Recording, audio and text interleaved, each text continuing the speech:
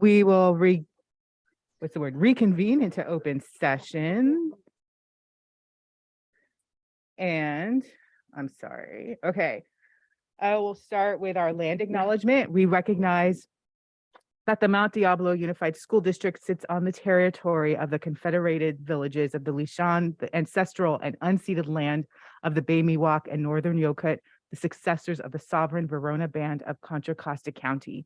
As members of the MDUSD community, it is vitally important that we not only recognize the history of the land on which we learn, but also we recognize that the land we inhabit and learn on is the ancestral land of these people who are alive and flourishing members of MDUSD and broader Bay Area communities today.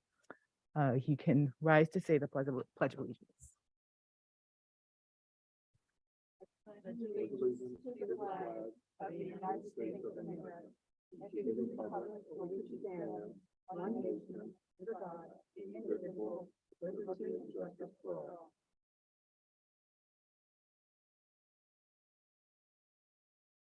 Six 6.2. Review and potential approval of minutes for the regular board meeting. I would make a motion that we approve the minutes as presented. Second? Trustee Nava Flores, Yes. It'll take just a moment. My computer is still booting up.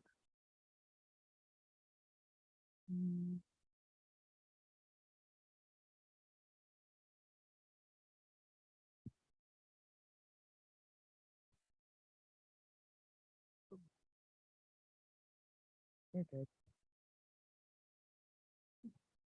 She had to restart on, or It's okay. accidentally restarted. We're good. So I need to. start Right. voting. Yeah, And it should be up there. There it is. there we go. And that passes 5-0 with our student trustee concurrent. 6.3, review and potential approval of agenda. Madam President, I would like to move item 10.1 to 8.1 and move 8.1 to 8.2.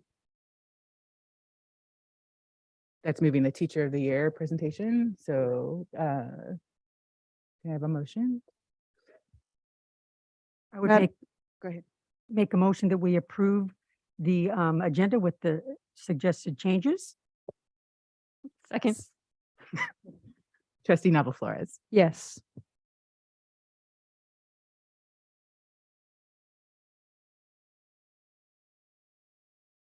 oh, sorry, Laura.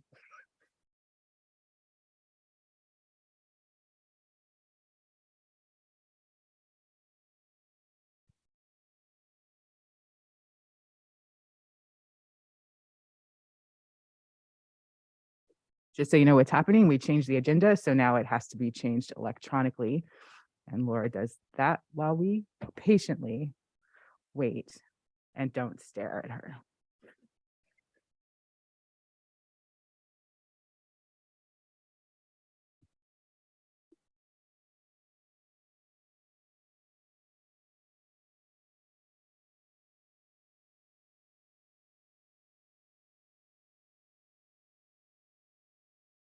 Trustee Cone.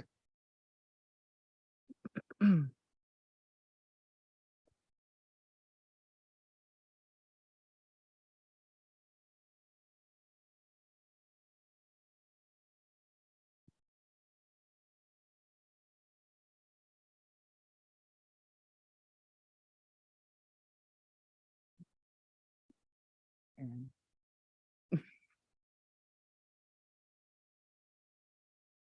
and that passes unanimously.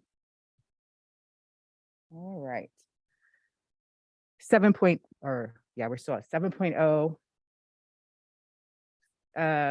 Report out on action taken in closed session.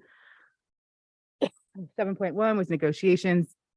The board maybe discuss negotiations or provide direction to its representatives regarding represented employees, and we received information. 7.2, discipline, dismissal, release, or reassignment of public employees. In closed session by a vote of 5-0, the board took action to non-reelect 2 certificated employees effective June 30th, 2023. In closed session by a vote of 5-0, the board took action to reassign one vice principal, two program specialist categorical programs site-based, and one principal effective June 30th, 2023. And in closed session by a vote of 5-0, the board took action to dismiss employee ID 11113 effective March 8th, 2023. The board, it says a roll call. Mr. Alvarado. It says, okay, so I don't have to do that, not the board. Okay. So now, yeah, the new 8.1 is, Yes, so every year, the Contra Costa County Office of Education, along with the California Department of Ed, sponsors a Teacher of the Year program. It's really Educator of the Year, but tonight we're recognizing our teachers. Also, during the same time, we've also done the same process with our classified staff. And so in upcoming board meetings, we're going to be recognizing some of our amazing classified staff. But tonight is dedicated to recognize some of our amazing teachers within the district. So we had 5 finalists for Teacher of the Year.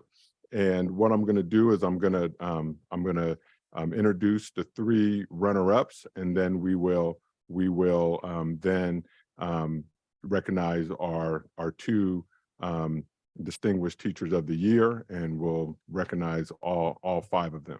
So I don't know who's in the crowd. There's a lot of people out there, but do we have a Veronica Leno Garcia here tonight? Okay, so if you will come stand at the podium. You don't have to say a speech. I'm just gonna read some stuff about you, okay? Is that okay? That's all right. It won't be take it embarrassing. all in. Yeah.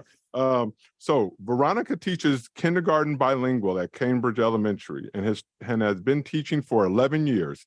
She received an MA in education and a BCLAD credential from the University of California, Riverside. In 2012, she started teaching at Pittsburgh Unified School District. Veronica came to Mount Diablo Unified School District in 2014, teaching bilingual transitional kindergarten for a year. For the following 5 years at Cambridge Elementary, she did team teaching. In the last 2 years, she has been in her current position teaching bilingual kindergarten. Aside from working with students, Veronica has enjoyed working with her colleagues, helping and supporting each other, and she is serving in her 5th year as the grade level representative. Veronica enjoys supporting student teachers as they begin their journey as educators. Ladies and gentlemen, can we please give it up for Veronica Leno Garcia?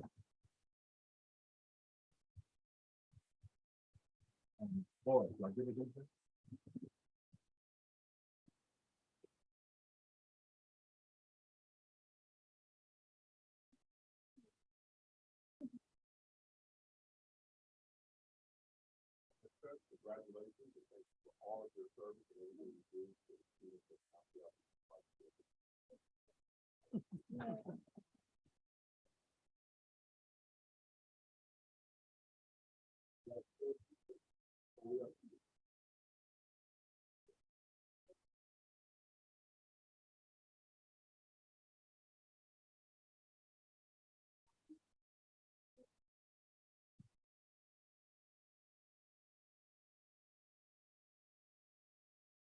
Thank you. Thank you. If you'll stick around for a few minutes, we'll do a group photo in a little bit. All right. As soon as we get through these last ones. All right. Next we have Moran Chung. Moran here. All right.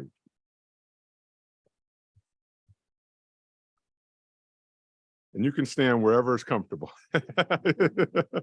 Okay. So Moran teaches TK 2nd grade LHS, learning handicap special day class at Shore Acres, and has been teaching for 10 years.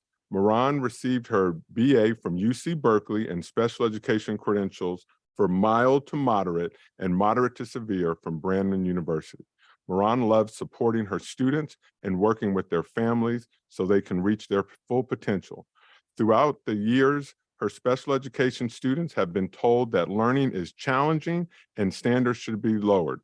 Moran believes that all students, regardless of their abilities and disabilities, need teachers who ask the right questions to support their learning.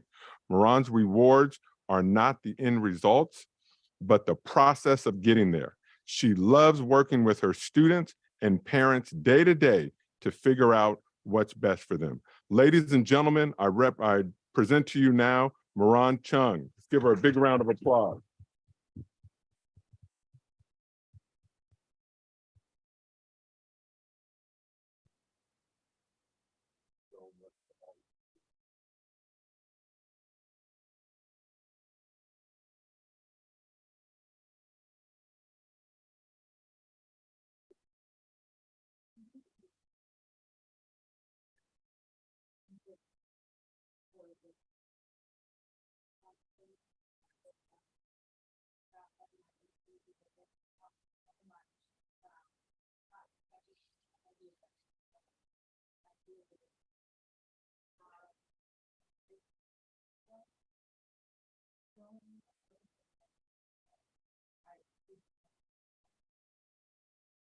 Thank you.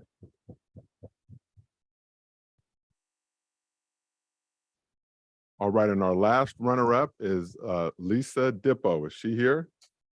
She's here? All right.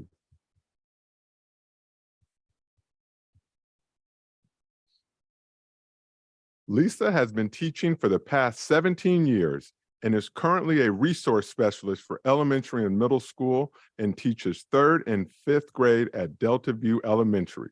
After graduating from Sonoma State, Lisa took some time off to teach in a prison school in Uganda for 6 months. By the end of her first month, she had organized teaching 1 day at a nursery school, 3 days at an elementary school, and then 1 day teaching English and early childhood education at a theological college. Later in life, Lisa returned to Africa, where she spent 2 weeks in Liberia, helping provide classroom management support in a public school and preparing, updating a deserted camp facility to be used as a youth camp. After returning from Uganda, Lisa entered the California State University East Bay's teaching credential program. Lisa found her true talent working with children with special needs. Her first position at the Mount Diablo Unified School District was at Fair Oaks Elementary for 7 years.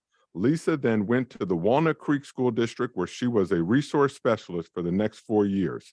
After working in special education for 11 years, Lisa spent 3 years teaching 3rd grade at Delta View Elementary, and then the last 3 years teaching 5th grade there as well. Ladies and gentlemen, can we please give it up for Lisa Dippo?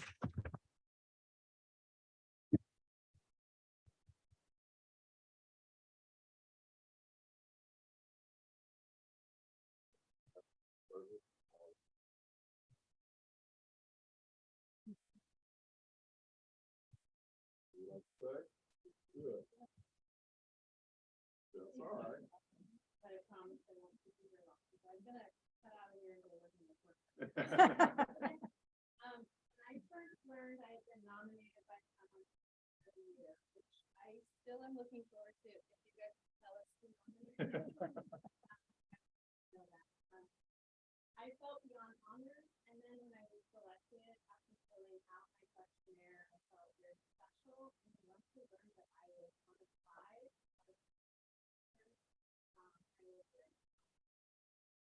I would like to thank my family for being here. It takes a village to raise. I think they can hear me. It takes a village to raise a child, but it takes a village to support and raise a teacher. We could not do this profession without our family and our friends supporting us. And so I want to thank Fair Oaks people that helped me become the educator I am, Merwood Elementary in Walnut Creek Unified School District, and Delta View Elementary, where I am currently at. This job is hard. It's harder than it has ever been in the 17 years that I have taught, and I did 11 years in special ed. There are so many hardworking, self-sacrificing, and overextended teachers. I accept this award for them. May the tides change quickly in our society, our state, and our country, so this profession will be given the recognition and support it so desperately needs. Thank you for your time.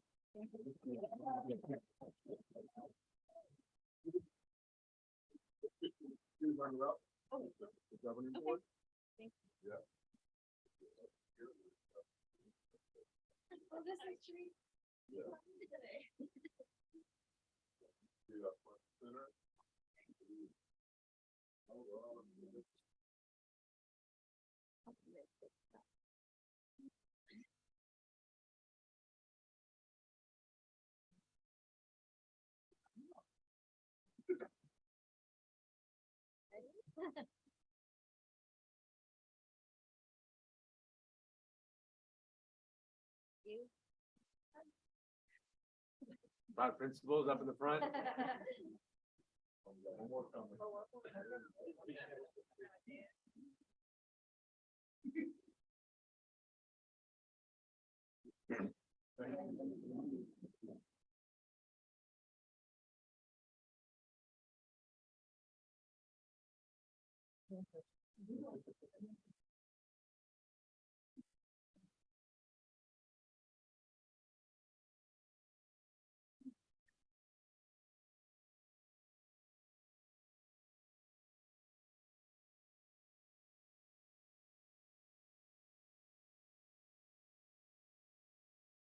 All right, now for our two two representatives for the Mount Diablo Unified School District in the county Teacher of the Year. We obviously you've heard the last three. Any one of these teachers can represent the fine work that's taking place here in the Mount Diablo Unified School District. But we had two that that are going to represent us, and so this is in alphabetical order. So, so Joseph Alvarado. Let me put my glasses on. Alberico, Joseph Alberico, will you please stand? All right. Yeah. So, yeah. It kind of helps when you bring your cheering committee. Are you giving extra credit? Huh? So, all right, let me get to it. So Joseph teaches engineering at Ignacio Valley High School for grades 9 through 12. He has been teaching for 23 years. He graduated from De La Salle University, Manila in the Philippines with degrees in biology and education. He taught high school biology for 4 years in the Philippines. Then in 2003, Joseph was offered a job at the Mount Diablo Unified School District, where he taught science for 8 years at Oak Grove Middle School. In 2012, he earned his industry and technology education credential and taught computer applications and yearbook for the next 4 years. He moved to Ignacio Valley High School in 2016 and took over the Project Lead the Way engineering program of Ignacio Valley High School. Joseph also manages the robotics program, the College and Career Access Pathway, and the All-Girls Engineering Club, the Femineers. Outside of Ignacio Valley High School, Joseph has been involved in developing curriculum and high school STEM summer camps for the past 4 years and was recently part of a team of teachers that developed an Introduction to Robotics summer camp for Diablo Valley College. Ladies and gentlemen, I present to you the Mount Diablo Unified School District Teacher of the Year, Joseph Alberico.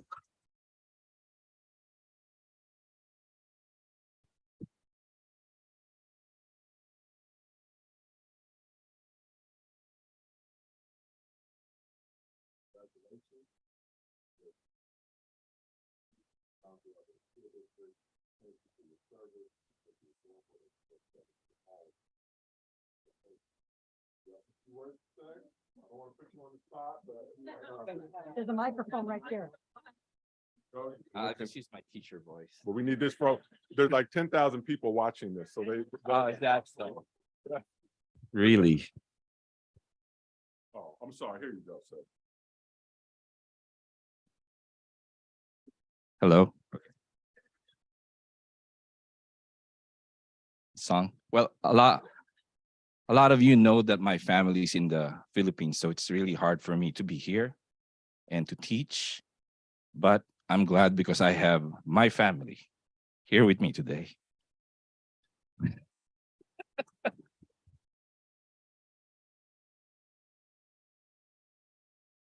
Thank you for Mr. Pike for being here.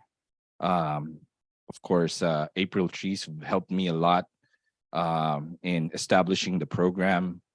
Let me see if I'm missing anyone. But they might not be here, but Heather Fontanilla has been a big help. Of course, the parents who've assisted me, who've told me that I don't have to do everything, they can help. And of course, it's the students really. It's an honor to serve all of you.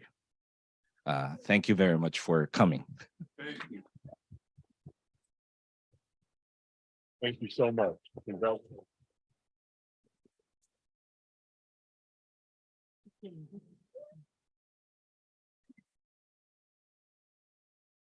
Wow. The talent that we have, I tell you, this is great. All right, our next Teacher of the Year representing the Mount Diablo Unified School District. Can we please have Dania Townsend to the front of the room? Dania.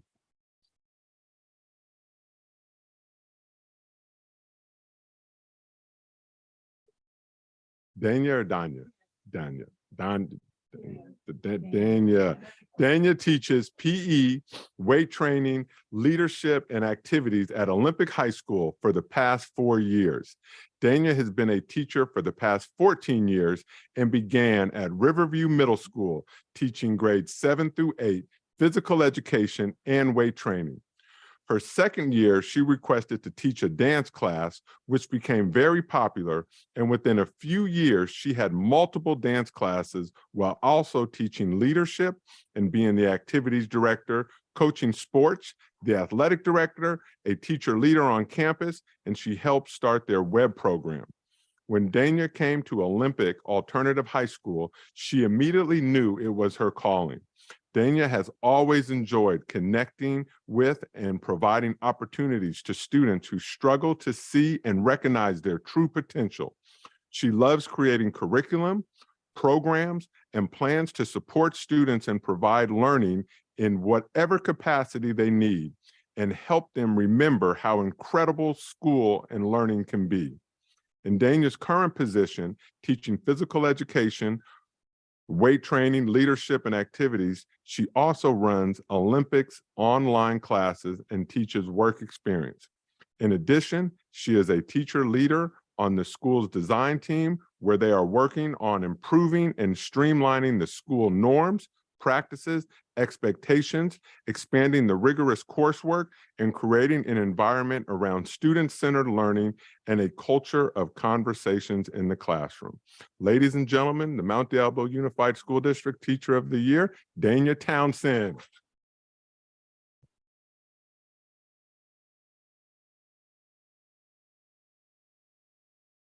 Congratulations. Would you like to say a few words? There you go. Yes. I just wanted to say, like, it's so humbling to be chosen. I think I was shocked to be nominated, and I'm really grateful. I've worked with so many incredible educators over the years, and I definitely wouldn't be the teacher I am without them and their support. And all the insight and knowledge that they give. I think that we do help feed each other and encourage each other and grow. And that's the only reason I'm standing here, is because I've been blessed to be supported by so many incredible educators and administrators. So I'm just blessed to be in this district and serve our students and be here for them. So that's what I want to continue to do.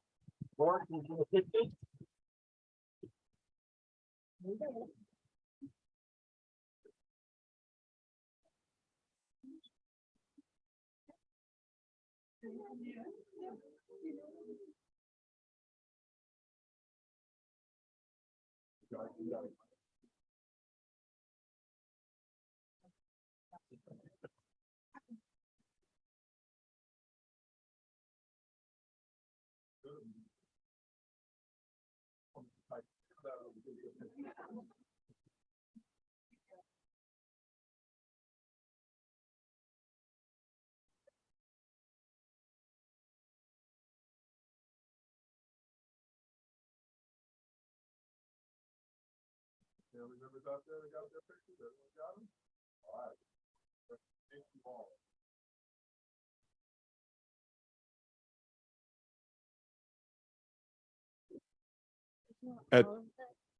Yeah, let's do a picture with all of them. I'm sorry, board. We're gonna do a picture with everybody. I didn't know they were still here. Yeah, let's do one more picture. Yes, everyone.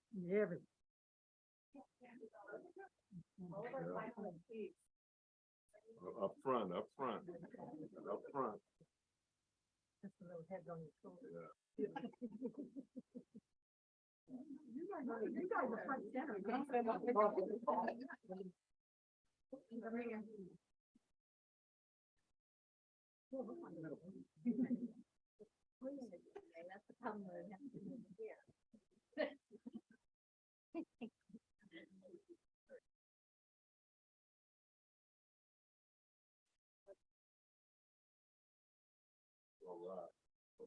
All right. Okay. You turn on. All right, say sure. All right, congratulations.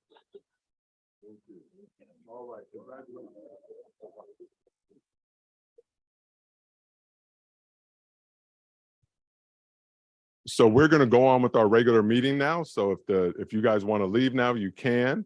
Otherwise, you're going to be stuck here. We were here till 11:30 at the last meeting. So just giving you an opportunity if you want to We escape. will not be meeting that long tonight. Oh, okay, they have a competition. Okay, great, great. Good luck, okay? Yeah, thank you. Congratulations again to all of our finalists.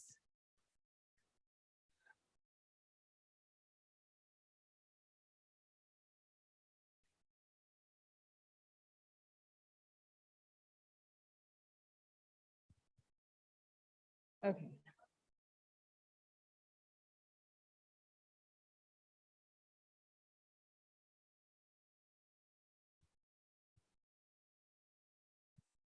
So. Is it a stack? Is it it's not a stack. It's fine, I guess.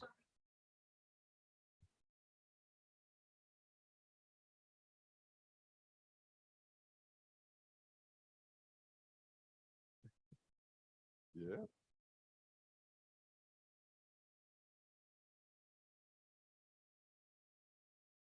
All right. That was fun. Where are we? Oh. Yeah, okay, public comment. Yeah. So the public may address the board regarding items not on the agenda. And we will begin with Kevin Graves. Good evening. Well, I changed my topic today. I wanted to talk about what's been occurring this week. On Monday, when I picked up my granddaughter at the after-school program, I was told that she would possibly be put on a behavioral program, a behavioral plan, because she was not listening. Right after I picked Can you her point up, the microphone more? right Would you after I like it? picked her up, she started complaining about being hungry several times. This has been a regular occurrence. Today, when I picked her up, I asked the after-school program leader how she did.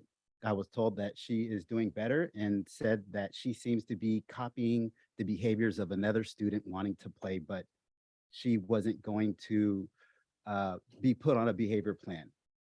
This is when I explained my granddaughter frequently complained about being hungry when I picked her up. And I think that contributes to her being inattentive and hangry. I was then told the other day she ate 3 corn dogs during ASP. I had a conversation with a teacher who has a child in the same class about the duration of lunch, which is combined with their lunch recess, combined for a total of 40 minutes. This means that they're lining up, walking to the cafeteria, waiting in line to get their food, sitting down, eating, cleaning up, lining up, and walking back to the playground. Let's see. I would also like to bring up a topic, actually a couple scenarios that occurred for my son. During his time at Ignacio Valley High School, on his way to school one day, he was hit by a car, and the person that hit him drove him to the school and dropped him off. Immediately, he went to the office to tell the office that he was hit by a car and to ask to call myself or my partner, who actually picked him up and took him to the hospital. I was hoping that I would be able to go to the school to get verification via the cameras that schools have to obtain the license plate number to file a police report, when I was told that there weren't, I guess, visual representations of the license plate. Then I questioned why I wasn't called to be told that my son was hit. To make a long story short, Mount Diablo Unified School District fired a intellectually gifted employee and not other employees within the office. Also, during my son's time at Fair Oaks Elementary School, he was accosted in the bathroom in second grade by a fifth grader, and police Thank you. interrogated him without me and coerced them to change his story. Thank you, Mr. Graves. Yeah, did that happen this year? Okay, thank you. Cora Mitchell.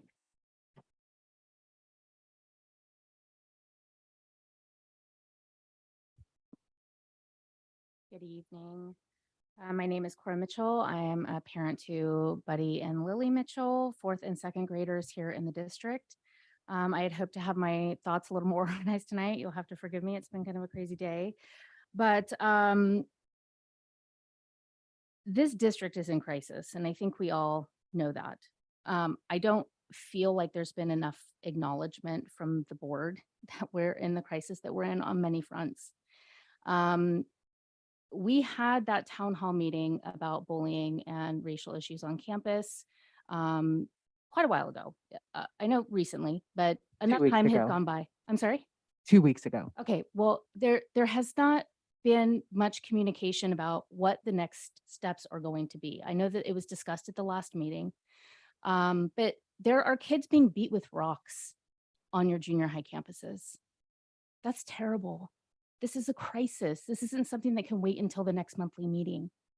Children are being physically harmed, and the emotional toll that takes, the level of trauma that they're enduring on campus is horrific.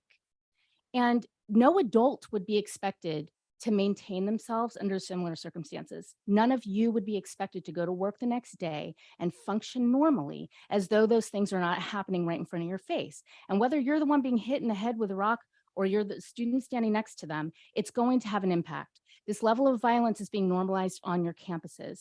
And I don't feel that the response has been swift enough. Something needs to be done now. I've been encouraging parents, hire a personal injury attorney, start looking into filing a lawsuit, because that is the only way that there's going to be movement from this district. You've disenfranchised families from participating in this district. You say parents need to be more involved. I can't be any more involved. I'm on your campus 5 days a week, tutoring struggling readers. I've been asking you for help with them for a long time, and I've been told that it's coming. I mean, we've heard it referenced in these meetings that it's coming, but exactly what that looks like, we've never really been told. There's not a lot of information given to us. I'm on my site council. I am the parliamentarian for my PTA. I'm my site representative at the PAC committee meeting. When we bring issues up there, we're told we'll bring it back to the district office, but to do what? What then? Are we ever going to hear back about these issues that we're raising? Because we don't. I've seen plenty of times you guys asking for information to come back to you, and it doesn't come back. Parents are saying, why bother coming? Why bother showing up? It doesn't make a difference. And it's the same mentality that you've all heard about county board of supervisor meetings and city council meetings. And you have to ask yourself, I know you ran to sit on these seats to be an agent of change. And if you're hearing the same type of feeling about your meetings that people are feeling about the city council meeting or the county board of supervisor meeting, are you really delivering on that promise? Are you conducting your business in a different way that's transparent, that feels engaging, where it feels responsive, where people actually feel validated? Because I'm telling you that as a parent and somebody who does all the things that you've asked us to do, it doesn't feel validating. All I do is create more opportunities for myself to be ignored. And it's 10 times more frustrating to continually show up and get Thank no you. responses. Thank you. Amy Quebec.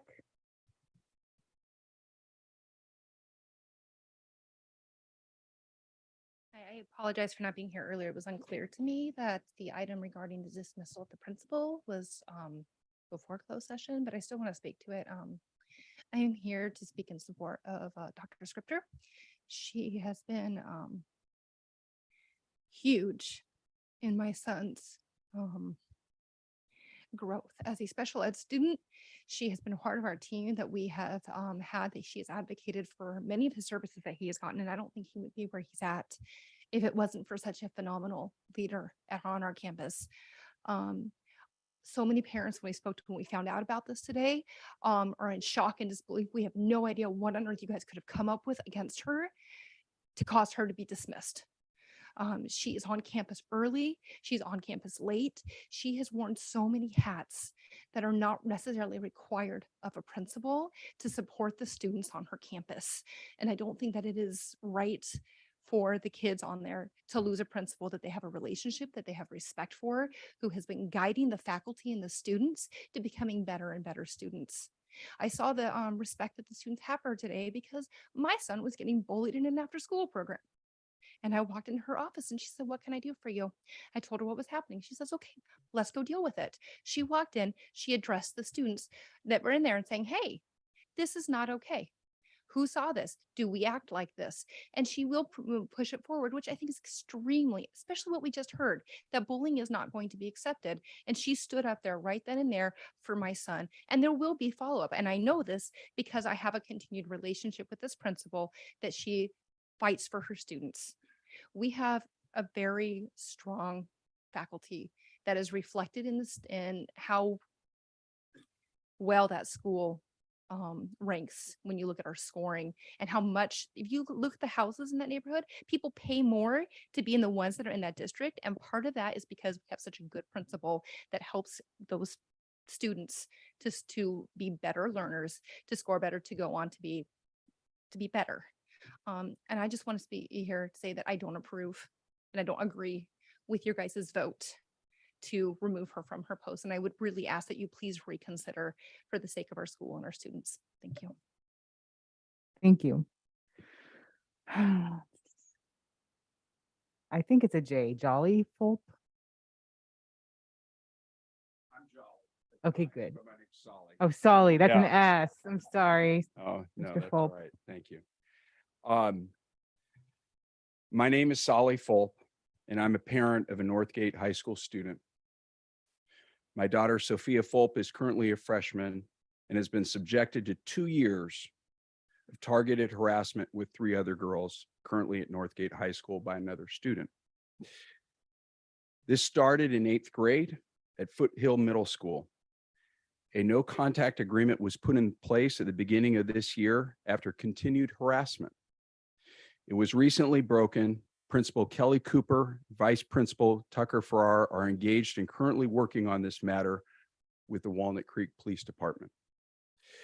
With that stated, I've observed a few things and I have some questions for you, and I'm asking for your help. Does the Mount Diablo School District require regular harassment and targeted violence trainings for administrators and teachers to provide best practices to protect our children? Is there a prevention plan ensuring school officials, local law enforcement, and public safety professionals that they're all working together on properly assessing threats and prevention of potential school violence? Do our students understand what should be considered a threat? Are there communication protocols in place that allow our students to report confidentially and anonymously? I looked on the website. There's a standard district student no contact, or excuse me. I currently see on the website a COVID-19 response communication, but nothing on preventative measures and communication protocols for our children's safety. I also learned that there's currently no SRO staffed at Northgate High School. What was the decision-making process to eliminate this position at our school? How are parents and students informed when these decisions are made? And what can we do to get an SRO back at Northgate High School? Finally, what is required regarding shared documents for student conduct issues by middle school administrators and counselors? Are they not required to proactively flag conduct issues with transferring students when they enter high school? If this is not a requirement, why not? No knowledge of previous documented conduct issues puts the students and the high school administrators in compromising situations.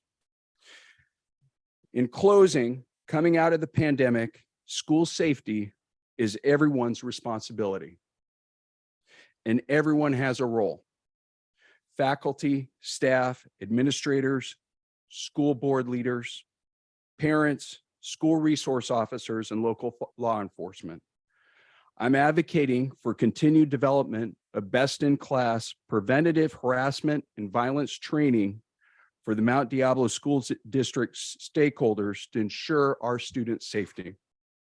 Thank you for your time. Thank you. And Craig Fryer.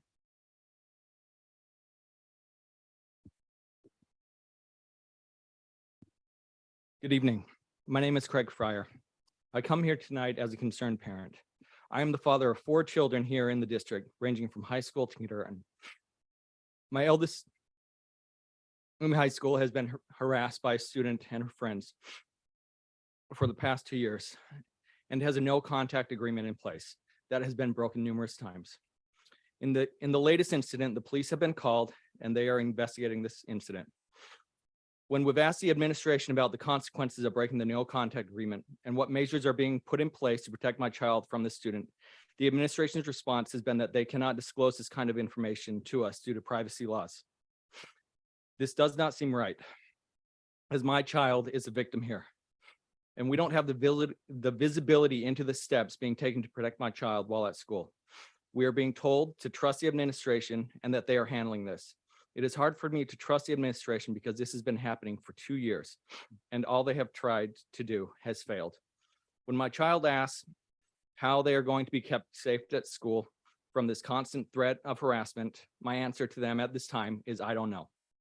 We are at the stage where for my child to feel somewhat safe at school, we must take a restraining order out on this kid so that if it is breached, there are legal ramifications for this kid and this kid's parents. I shouldn't have to go through these lengths to keep my children safe in school. Thank you. Thank you. These are more for now, Laura, or later? Okay.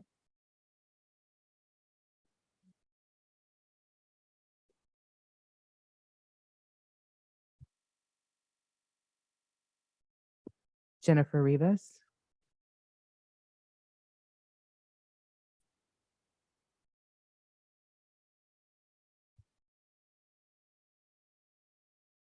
Good evening. My name is Jennifer Rivas. I just want to bring to your attention and hopefully get some help with the transfer of a very loved council at Ignacio Valley High School. I feel that it will take a negative impact in most students that are coming up and as well as parents. This is the only bilingual counselor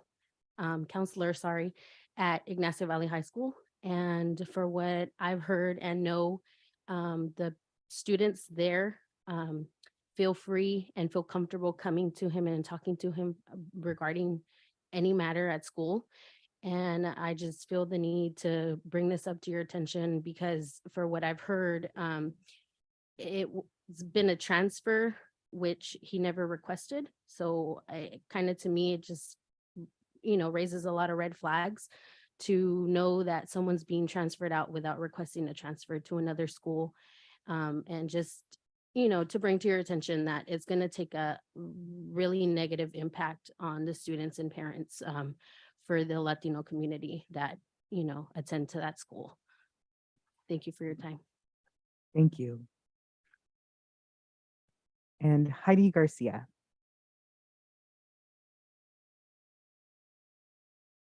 Hi there. My child's an 8th grader at Pine Hall Middle School. She's been bullied for well over a year now.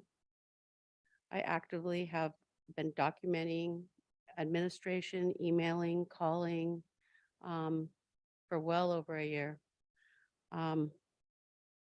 We've even held IEPs to address the bullying, and even on the way to the IEP that day, my child was attacked twice on that day by the bullies, the same day that we were there to talk about the bullies. It's happening every day to her. It's unacceptable. My child's queer, and it's unacceptable that her civil rights and her FAPE hours, her FAPE time is not being met at all because she's in the office most of the day protecting him from the bullies. She's not getting her hours. She's not getting her minutes. She's not getting anything. She's gone from a decent student that struggles to a straight F student that's fearful. Not only, it's unacceptable that her civil rights and her FAPE they're being stomped on, not only by the bullies, but by the administration and their lack of protecting her from this hate crime and violence. The bullies need harsher consequences. They just keep going back to the same school, the same friends, the same gang members, and attacking the next day. On February 28th, my daughter was viciously assaulted by the gang leader. The same person we'd been complaining about since 6th grade. This student calls my child a faggot, rainbow waffle girl. They play slug bug, a kind of a game where everybody in the school, there's at least 30 other children that when they see my daughter, it's a sighting like you would a slug bug. Rainbow waffle, rainbow girl, rainbow girl. Everywhere she turns, she's being attacked. And I've complained for a long time. It did get better with the name calling for a very short time, but then it got violent. And now it's gotten to the point where on February 28th, she grabbed my daughter's breast. She grabbed my daughter's breast and folded it up and knuckled her into her chest bone. My daughter's bruises are horrific. So when that happened, the staff took my daughter into the office and put her in a conference room. They asked the nurse to see her. At that time, the nurse saw that she was calling me scared and saying they attacked me again. They put her in a conference room injured for 5 hours. My daughter thinks it's over 6 hours. I can guarantee it was well over 5 hours that she was sitting injured in a conference room waiting for her to see the principal. And what's really upsetting to me is that the thought of being called out of a room to go see a principal is horrific enough for a child. They're scared. They walk in anxious, and the anxiety, they know my child has anxiety, waiting. And the first question out of her mouth is, am I going to get in trouble? Am I going to be suspended? She knows that she's not going to be protected. She already knows that. Thank you. I just want to say, I know we've had a couple comments about safety and discipline and whatnot, and I will be covering that in my superintendent's report.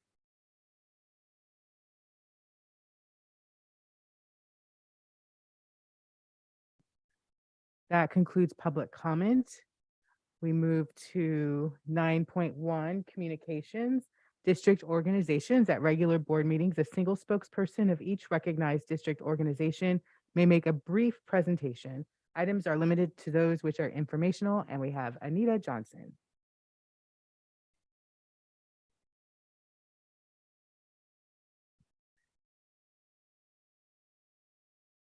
Good evening. I am Anita Johnson, President of the Mount Diablo Education Association. My pronouns are she and her. MEDIA is a united group of educators working together for the benefit of the students of the Mount Diablo Unified School District. We were thrilled to hear the call for a true culture change in our district so that our district becomes more supportive of racial justice. We wholeheartedly agree on the need for change and are eager to engage in conversations around this goal and to support real change. Thank you. Thank you. Moving on to 10 point. Am I right? Yeah, 10.1, recognitions and resolutions. So 10.1. Oh, we already did that. Oh, no, we haven't done that. It's a new 10.1. Review and potential approval.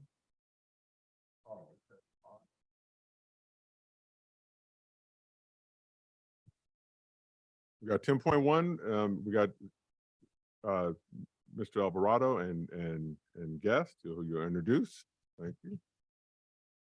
Good evening, members of the board. Again, my name is Cesar Alvarado. I'm General Counsel for the school district. And before you are two resolutions, this item and an item that follows that would allow the district to withdraw from our current insurance providers and to enter into an agreement with our current insurance providers, by the way, are Prism and Self. They provide coverage for both workers' compensation and for general liability. This would allow us to move forward and join the PIPS program for workers' compensation, as well as the relief or Northern California Relief Fund program for liability purposes. Generally, the coverage will be the same for both. There is a minor, that was corrected. In terms of the amounts of coverage will remain the same, with the exception of liability, which is $50 million. It's not $55 million. There is a typo in the item 10.3. In any event, with us today as well is Mr. Kyle McKibben, my apologies, who is a representative of our Northern California Relief, as well as our the PIPS program, who is here to answer any questions in particular about any changes that are in the coverage. Now, as I indicated, there is no anticipated change in coverage. However, that we will be accessing multiple other resources that come with the change that are related to the risk management system. So that is also will be available, and we are slowly rolling that in. So in any event, the motions are the resolutions are before you, and if you have any questions, please let me know.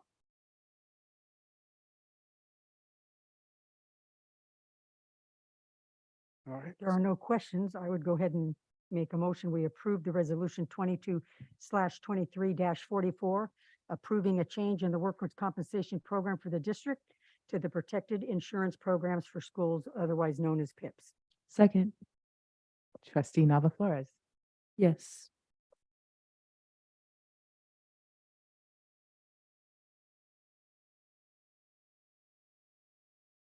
That passes unanimously.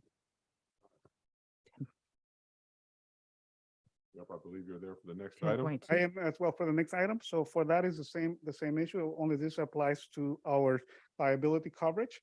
And the motion before you is for approval of resolution 22-23-45, approving and changing the liability program to the Northern California Regional Liability Excess Fund Relief Joint Powers Authority.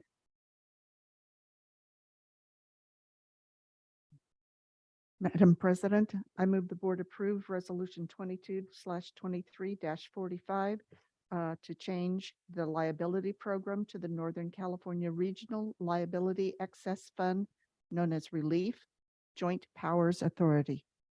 I'll second that. Trustee Nava Flores. Yes.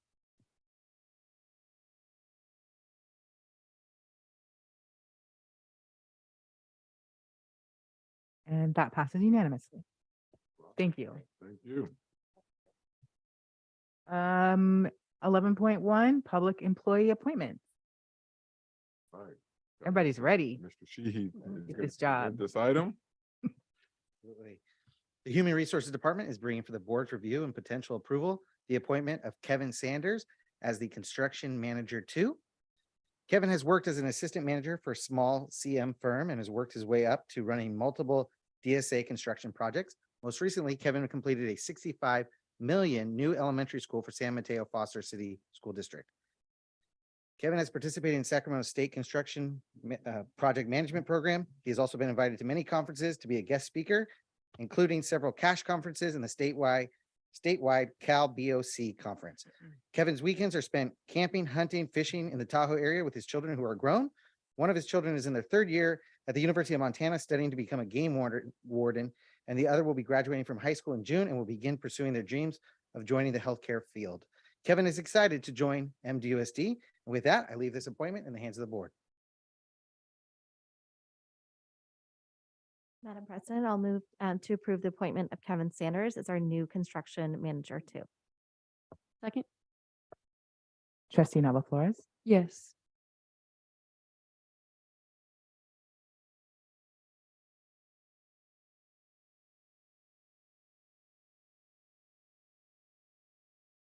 All right. Congratulations. Say a couple words. Beautiful.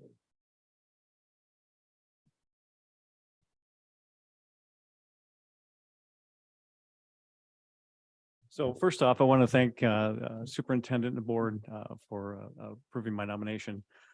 Just to ensure your confidence, I've been in the industry for 20 years for schools. I'm very familiar with bond programs, kind of my bread and butter.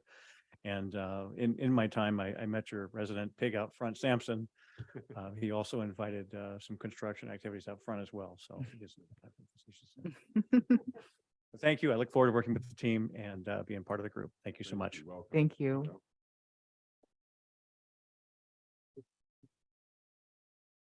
$11.2. Oh. Okay.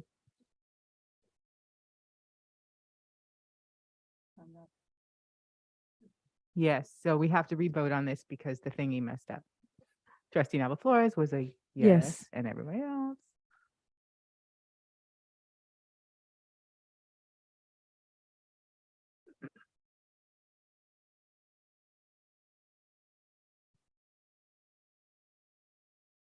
Deborah, did you go? Trustee Mason? Did he? Yeah. All right. So nice, we did it twice. All right. 11.2. All right. The Human Resources Department is bringing for the board's review and potential approval the appointment of Samantha Ayala as a coordinator work-based learning. Samantha has supported students both at her old high school and at the College and Careers Office with College Club with the process of applying for FAFSA, college applications, and many other things. Although most of Samantha's family is in education, she is the first generation college graduate and received her bachelor's degree in women's and gender studies. It was during her time in college that Samantha realized that she wanted to advocate and help break barriers for marginalized communities. It is Samantha's hope to be able to prepare other students for success and support them through processes they will encounter while setting themselves up for the future. With that, I leave this appointment in the hands of the board. Madam President, I move to approve Samantha Ayala as coordinator work-based learning. I'll second that. Trustee Nava Flores. Yes.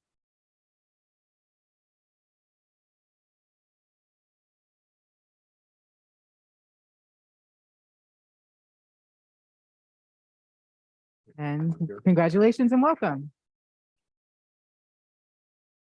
She was able to attend. Yeah. All right, the next agenda item. The Human Resources Department is bringing for the board's review and potential approval the appointment of Patrick Reed as the custodial and operations coordinator.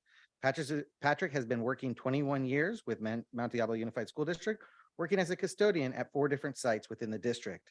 The last 6 years, Patrick has had the pleasure of being the head custodian at Mount Diablo Elementary. With that, I leave this appointment in the hands of the board. Can I get a motion?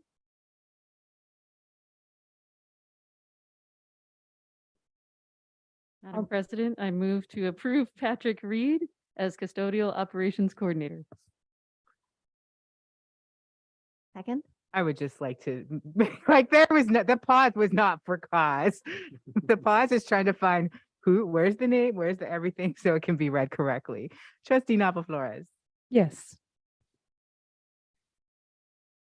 We try not to trip over ourselves. Right. All right. You get to stay. Congratulations.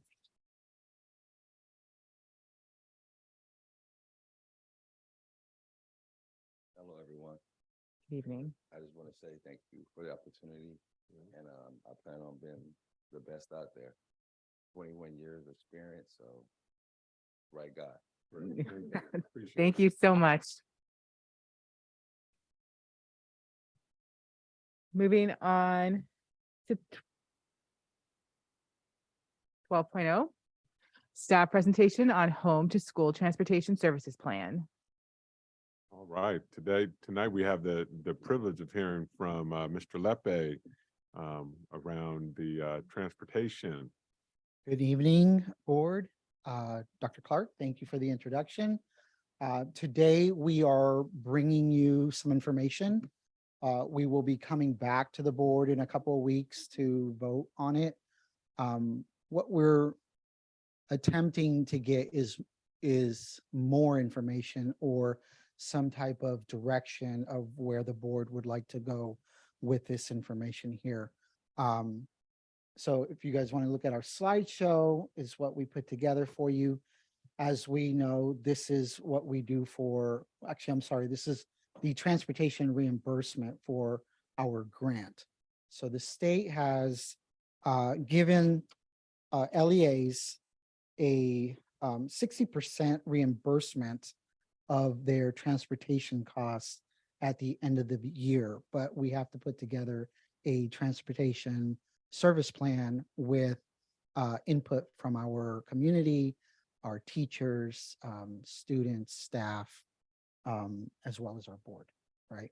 So this is part of the process that we have to go through for to be able to receive this allocation of funds. If we do not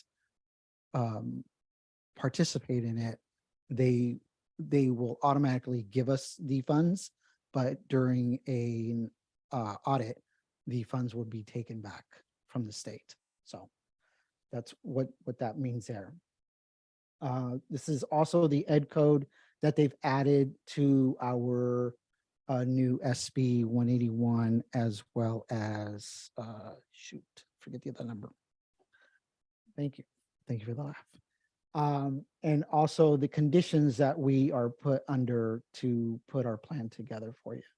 It also, on the bottom one I added, which is C, it also allows us now to partner with our local transit authorities for transportation for our students as well. And we're talking about middle school and high school students, which we have the pleasure of having Ruby Horta and Melody Reb here from County Connection. So if we do have questions, these ladies are here to answer those questions for you. We have presented this plan to them. We've gotten information from them. The good thing here is that we have developed a relationship with County Connections, and we have been able to service our schools like Oak Grove.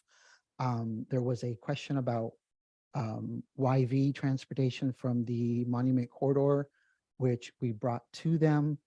And their words were, you don't have to be a professional or an expert of our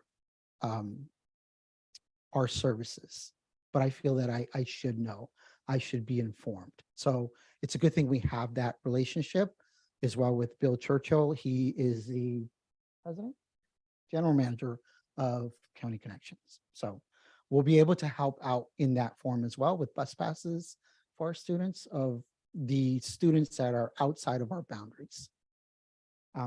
This is who we transport in MDUSD. Overflow students living in the Glenbrook, going to El Dorado and back. Of course, our Bay Point students that attend Mount D, as well as our other boundaries. The plan is not intended to to restructure our transportation, but to help with it, we certainly can have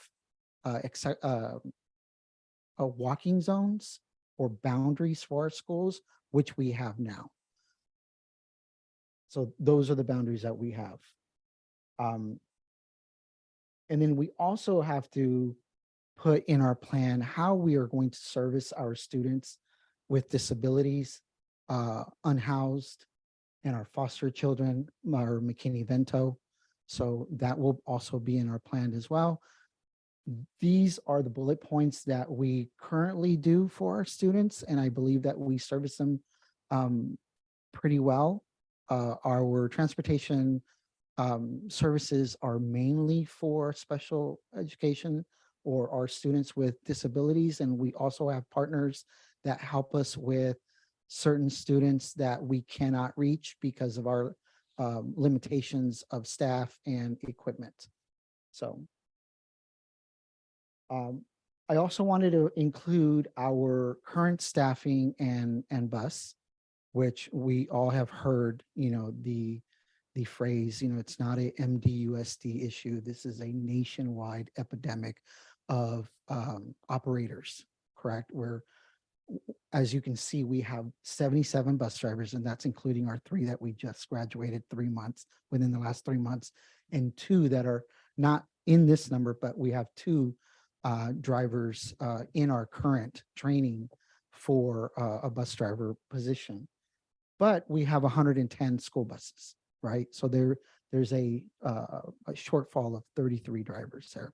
We would love to have more, to have spares, because we always know there's people that take vacation, sick times, whatever it may be, and that way we can service our community and our students much better. But those are the numbers that we transport of our students with disabilities at 778.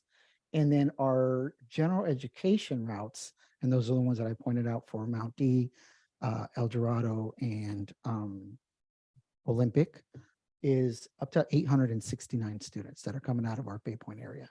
So we do quite a bit. I was just out there this morning. So we wanted to get more information, or if the board had any information that they wanted to give us or any direction. We did put out a survey last Friday in our Friday memo. Teresa was able to put that on there. We also shared it with some groups, which was the Budget Advisory Committee, Parent Advisory Committee, Community Advisory Committee,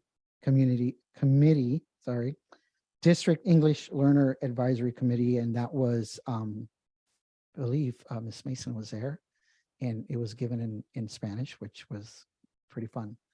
And we were able to glean a lot of information from that survey that we sent out. And of course, all that information was given over as well. We like to be transparent, just give you guys all the information. You can make an informed decision. But we will be bringing this back in a couple weeks in our next board meeting. So we're open to any questions, comments, concerns. If you wanted to have any questions for our County Connection partners. Yes. The page where you talk about the distance. Correct. So elementary, you're saying if a child lives 1.25 mile away from an elementary school, they should be bused? If they're outside of it. That If that is our current board policy. So what we did is we copied our current board policy of 1.25 miles of walking distance is our boundaries for our elementary schools. So any student that is outside of that boundary, we provide transportation. And do you provide any transportation to Rio Vista Elementary within Bay Point? I would have to look into that. Okay, it's just because I know some of those kids live all the way over by Bailey Road. I would think that is considerably more than 1.25 miles. And then for the middle and high school, to meet those numbers, that's where we can partner with Tri-Delta or County Connection or whoever the local. Correct. Okay, municipal buses are, okay. It's just that that elementary one is the one that That stuck out I the would most. check on that. And I can get that answer for you for the Rio Vista. If and I want to make sure this is correct, are we providing transportation for students outside of the 1.25 miles for our Rio Vista students? I Or didn't- any school I'm trying to think of the other boundaries. It seems like there might be a couple from Delta View that might be further than, I believe we did look at one of the elementaries where they, that was a concern, and we did a heat map okay, of where our students were, and then we identified where they were, and we came to the conclusion that they were all within. Yes, but I specifically, Rio Vista, I can get you that answer, yes. I'm just curious, when you do the mapping, do you consider alternative routes, such as, trails by canals or those kinds of pedestrian pathways, or do you determine the routes by, street transportation or I street believe- routes? Correct. I believe the distance was as crow flies. okay, that could make a difference. Yes. Yeah, okay. Unfortunately, our kids because- don't fly, but that could make. Because that's what we do. We'll take the pin of the school, and then we do the radius around. And then if any of the students are outside of that heat map, then those are the ones that we need to address, and we have. So yes. I had a question in Sure. regard, so the question there says, are there any other considerations we should have for providing transportation to be included in our grant application? Somewhere along this grant application, would a measure of safety be implemented? And by that, I mean, I live in Bay Point, I attend Mount Diablo High School. And for some time I was depending on the bus as a form of transportation, but I've noticed many times that not only with the high school students, but in other levels too, the journey to school or maybe back from school, even if it's outside on the road or inside the bus, how are students being safe? Like besides the being buckled up, I mean with having all transparency in regards to sexual harassment on a vehicle. And oftentimes this also does happen with public transportation. So in regards to that, how are we ensuring that, or how can safety for students in that lens be implemented into our grant application? I don't know if we can put that in our grant application, but I will tell you that is my hot button lately. March 13th, we will have a training specifically on that. It will be a 5-hour training of safety of our students being transported on our buses. So I'm glad that you asked that question, because that I love being transparent. I'll tell you guys what I'm doing. Maybe oversharing, but that's my hot button right now. The bullying, sexual harassment, just all of that. That doesn't play well with me.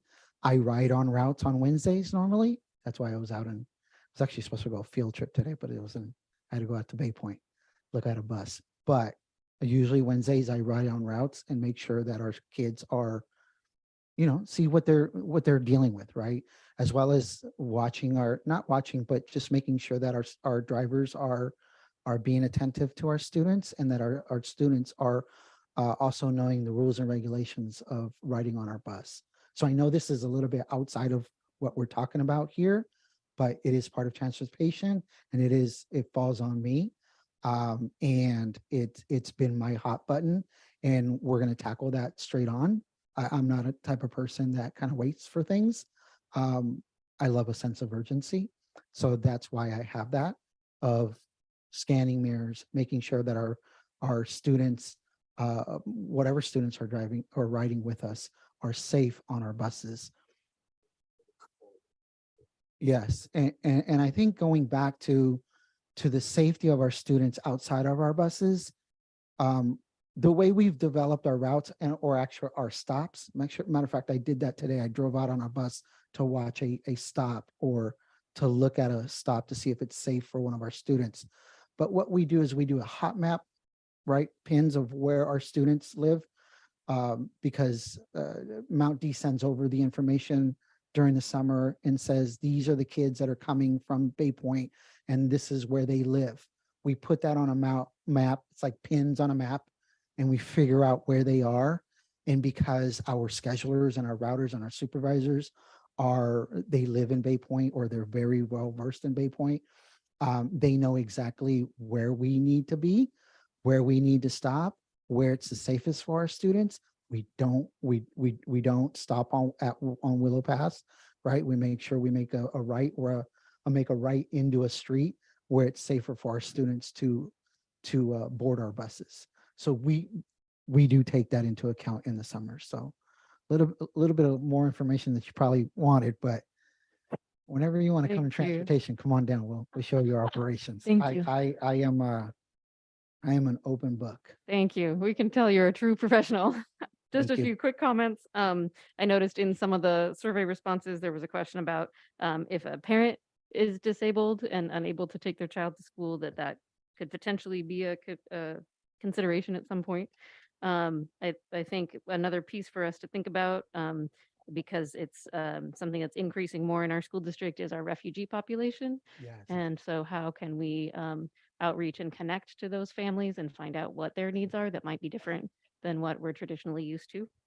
And then for County Connection, maybe this is the question, is because our school start times all changed this year due to the state law, are there changes that County Connection might be able to make for next school year that could help alleviate some of those, some of the traffic that we're seeing now as a result? And I think that, like, one of the routes is Monument to YV, which didn't used to be a problem, but I think now that all the schools are starting at the same time, that's where the backup is. And I don't want to answer to the scheduling on that just because I don't have that information. I have asked for it, and I didn't know if Melody County is- Connection wanted to speak to that at Yeah, all. if Melody, she is our super scheduler, I guess, at county. Hi, Melody Reeves, Director of Planning and Marketing with County Connection. We do get bell schedules from the school districts in the spring for the following year, so that we can prepare for any changes. I do think that with the change in the morning start time, we have seen more of a demand or request for additional AM services, which we haven't currently been able to provide. We are unfortunately facing the same driver shortage problems that Chris spoke to earlier. But we do communicate with the schools and make sure that we know what their best schedules are, what their early outs are, all of that information. Thank you. Yeah, and that goes back to the relationship that we've developed with these professionals, and as well as Bill, is that we have that open line of communication, and it's not of you're the school district and we're this, right? They are very open to getting that information. But I think going back to your question of our refugee community, my problem is saying no, right? So it's the answer is yes. Now what's your question? And if I can make it go, I think I've been given that direction to make it go by Dr. Clark. So we do look at those cases, and if we can do it, if we can work it within it, and my supervisors hate me because I always say yes, like, do it, just get them there, right? So we do look into that. Yes. Maybe I shouldn't put that out publicly. but Thank you. Thank you so much. I don't Thank you. think there are any other questions. Yep. We appreciate. Thank you. 13.1, board member reports. I will offer a volunteer to go first. Anyone who wants to volunteer? Yes. All right, trustee Mason. Okay, I We'll was go this able way. to go to the DLAC meeting where I heard the similar presentation from Mr. Leppy there about transportation. They also had a representative from the libraries talking about what's going on in the library system. And along those same lines, we had a weekend event for Black History at the Bay Point Library that's located in the River Middle School Library, which was a huge success. And I just wanted to let any Bay Point parents and families that are listening know that the Friends of the Bay Point Library are providing funds for tutoring in the library after school, and that's been well attended. And then on a rainy, stormy day, I visited Delta View and had a nice visit there, visiting the classrooms. And I also had a visit at Fair Oaks with the coffee with the principal, even though only one parent showed up, but we still had a good visit. And I look forward to visiting more schools before the next meeting. That's it. Thank you. Trustee McFerrin. All right. Well, I will be brief as well. I attended the Black History Month celebration at Mount Diablo High School on February 23rd and enjoyed that event very much.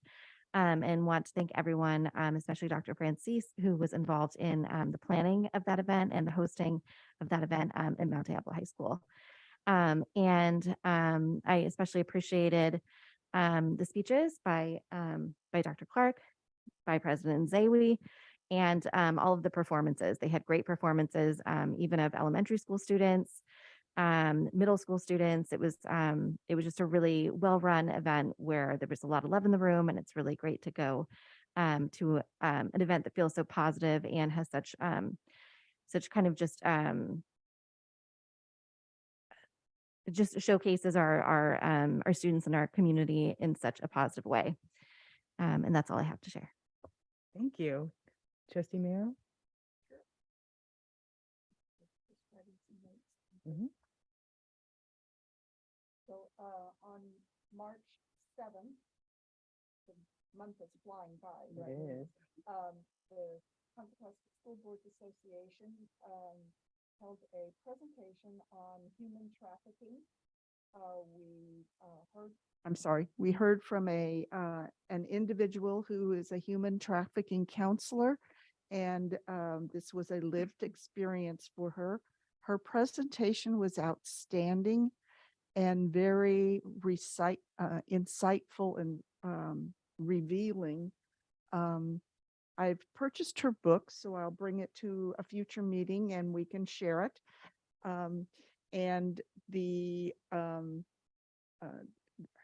Her book has been developed so that it can be used by individuals or by a group for personal reflection and stepping out of human trafficking.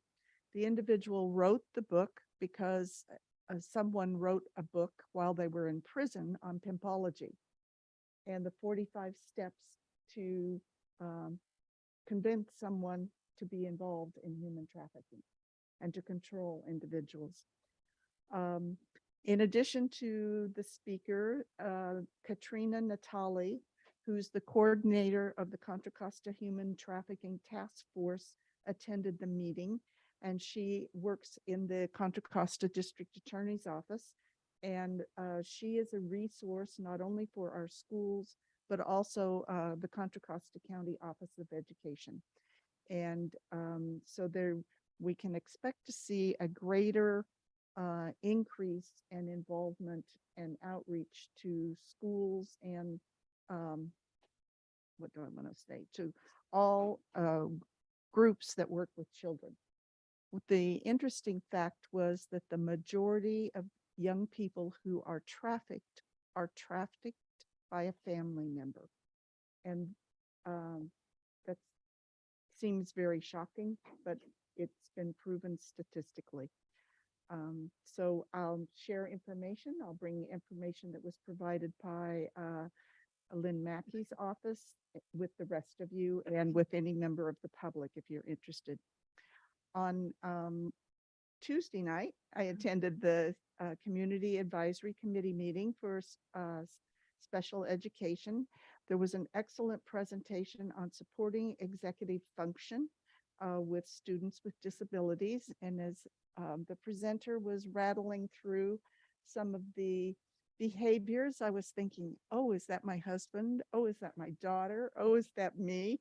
And it just reminds us that we all have, what do I want to say, traits that can be modified and need the support of a 5-minute warning bell. All kinds of things that would help not only special ed students, but students in our gen ed programs as well. The CAC also talked about the upcoming special education legislation day. They can only take 3 people to the actual conference presentation itself, but more people can attend as advocates when we visit the legislator's office. So they've got a plan in place, and there will be extra seats in cars as we drive to Sacramento. So if you're interested in joining us, you're welcome. And the CAC Ledge team will have a couple of meetings in some local restaurants as they plan out their advocacy day. So, thank you. Trustee Khan. All right, thank you. First of all, happy International Women's Day to everyone, March 8th. Definitely a focus of people around the world, including here, looking at what our women's rights are being, how it's being limited and how it really needs to be expanded in this country and the world. I did get a chance to attend an event over the weekend that was called Humanizing Education. And it was featuring one of the organizations featured there was Refugee and Immigrants in Transition, which we're fortunate enough to have helping us in our school districts to develop our district-wide plans to better serve this population. There was excellent resources there, a couple of key books, one that's called Humanizing Education for Immigrant and Refugee Youth with Strategies for the Classroom and Beyond. And then another one that was called The School I Deserve by Joe Napolitano that follows 6 young refugees and their fight for equality in America. So being able to read these specific personal stories, I think gives us all insight into why people come to this country, what they're looking for from their public education, and how we can better serve these families. I had COVID last week, so I did not have the opportunity to attend everything that I wanted to attend. I tested positive on the day of the announcement that the COVID emergency was over. So I don't think it's over. But I want to say I'm thankful for our public health departments at the county, state, and federal level for the medicine that we have available to us that prevents the virus from multiplying, for having the ability to quarantine to prevent my family and community from catching the virus.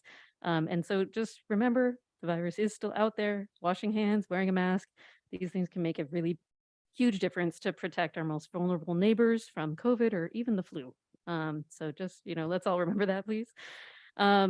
I did, prior to that, have a chance to visit, I was invited to visit Rio Vista Elementary and observe some of the classrooms, which was really great to see. So I always appreciate the opportunity to visit parents and teachers in our schools. I did want to mention on the topic of violence prevention, that there's a couple of things that I know we have talked about here before, and 2 things in particular that I've advocated for. One is our Sandy Hook Say Something anonymous reporting system, which Dr. Clark has reported that we have an agreement with, and that's coming forward. So that he may be reporting on that this evening. But I'm very excited about that as a much more robust system, not just campus to campus, but something that can be used across the whole district. And it doesn't matter what campus you're on.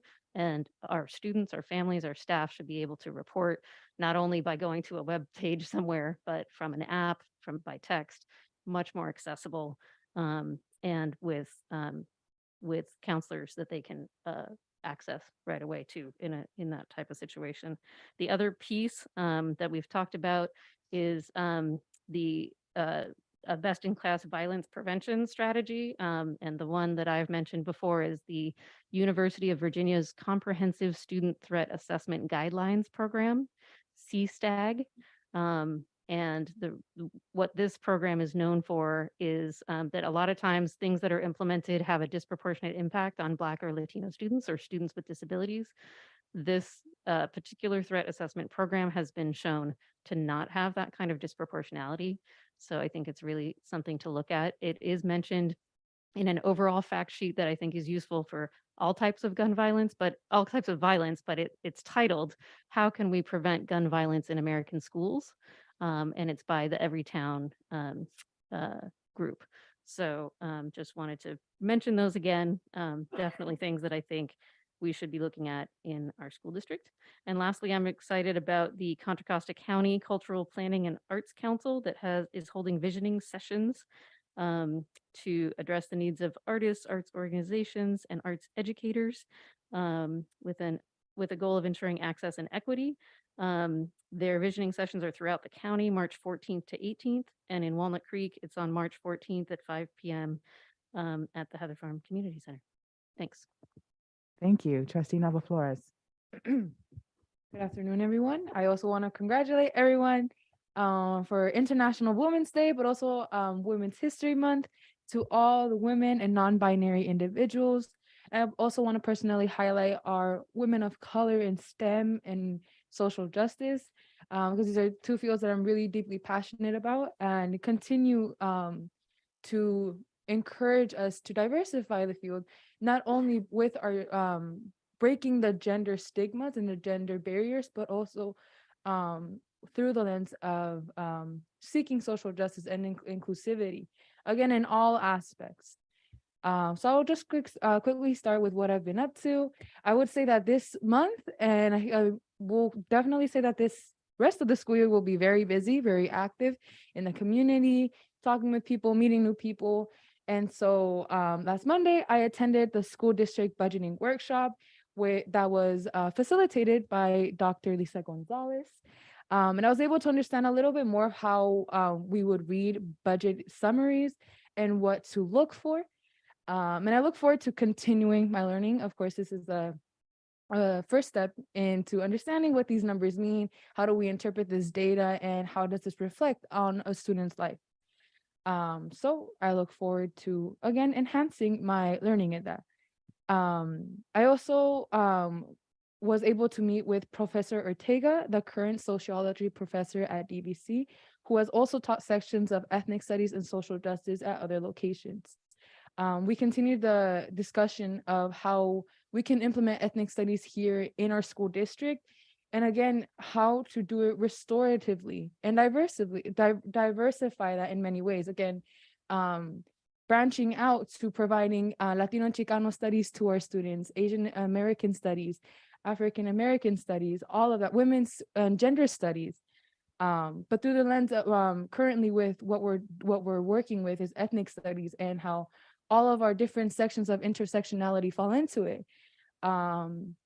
So again, when we are doing so, when we're making the plans, when we're making the next steps and creating a solid foundation, it's important that we all work together to grow, to learn, to adapt, and accept all of our uniqueness and diversity and differences, while simultaneously meeting everyone at their different levels and needs. And to ensure, of course, that we are providing a nourishing and encouraging learning environment, both in school and outside in our communities. And again, to have this realignment, to have allyship, and to be united and supported. That being said, I want to move my focus to advocating for cultural competency trainings for our teachers. Again, living and being a part of a multicultural, multilinguistic school district, it's important that we're having restorative and inclusive teachings, but also socializing practices, like we've had these discussions before. I also want to really emphasize that for our educators and staff, we are continuously trying to attract and recruit. But what are we doing to retain, to have that stability for the staff and employees here, but also for our students? Stability is a key factor to success. And again, these are questions that not only the adults are having, but also the kids. How are we ensuring that the students' population reflects the staff population? And of course, provide that sense of belonging. I also want to mention that I recently learned that at our continuation schools, they are not A through G required. And I've had many family members that went through the continuation, the continuation school journey. And I want to bring this question to the board for clarification, just because this does implement a boundary with students wanting to continue their academic learning or their educational learning to whether that's the college level. Oftentimes students could go into community college, but what about those students that's GPA prevents them from going to a four-year university or college? Again, going that with the A through G requirements, are they academically, I guess I would say, what is the word I'm looking for? Eligible to apply. So I really want to have this discussion with you all and ensure that we are providing that educational equity for all of our students, not limiting their choices. Again, supporting them and encouraging them and give them the choice. And I also want to speak about how I really did appreciate having the town hall meeting last month, but I do want to encourage that that we continue to have them, and that the reason why we are meeting and uniting is being respected, and that we are focusing on what's going on and providing, again, that space for community members, for parents, for students to come and speak up and feel safe, feel heard, feel valued, and feel recognized and seen, and that their experiences and what they are going through are not deminimized or invalidated. So with that, I want to say that when we address these steps and take steps towards restorative action, we are not only addressing the issues that we're facing now, but also that we face generationally and systemically. And we're breaking away from those barriers and truly achieving equity and justice in our education. Beyond this, I also want to recognize the community association and committees that we have that reflect our, again, like our student population, but also the community, all the diverse communities that make up our school district. So I really want to recognize the African American Parent Advisory Council and everything that they do for the students or for our community. And I was able to attend the event at Mount Diablo High School. And again, all the wonderful speeches, all the powerful speeches, and having resilience and continuing to provide that space for students to succeed, and ensuring that we are meeting that educational equity and justice. That being said, I really want to quickly wrap up my board report by saying that I attended the ARE the Association for Raza Educators. They invited me to be their first student member. And I want to read you all the mission statement. Number 1, to uphold education as the essential preservation of civil and human rights to liberate our Raza community. To grow MDUSD's education team and school board to reflect our 44% Raza student community. To develop our critical consciousness and equity lens to boldly disrupt and interrupt institutionalized racism. To listen to assess the needs of our Raza students and family in regards to culturally sustaining curriculum and pedagogy. To serve as a bridge with educational partners and next steps to ignite change and elevate the voices of MDUSD Raza staff, students, and family. And again, I want to encourage that every time we have an opportunity to speak up, to do so. That being said, I also really want to promote the application for the next student board member that opened up the first day of March, and encourage all high school juniors from not only our 5 high schools, but also from our continuation schools to apply for this position, because it truly is a learning experience, but a growing experience as well. And I'll be hosting workshops. The Zoom links are every Thursday of this month. And the Zoom links are on the website. That being said, the third quarter is coming to an end, so let's end strong and continue to build a strong foundation for our future and for our present. Thank you. Thank you, everyone. So also to my esteemed colleagues, happy International Day of the Woman. As always, I'm proud to serve alongside you. I'm proud of your courage and your leadership, proud of your ability to do and say the hard things, and proud of your desire to put our students first. So coming back to our ability to do the hard things, I've got another story for you. You love my stories.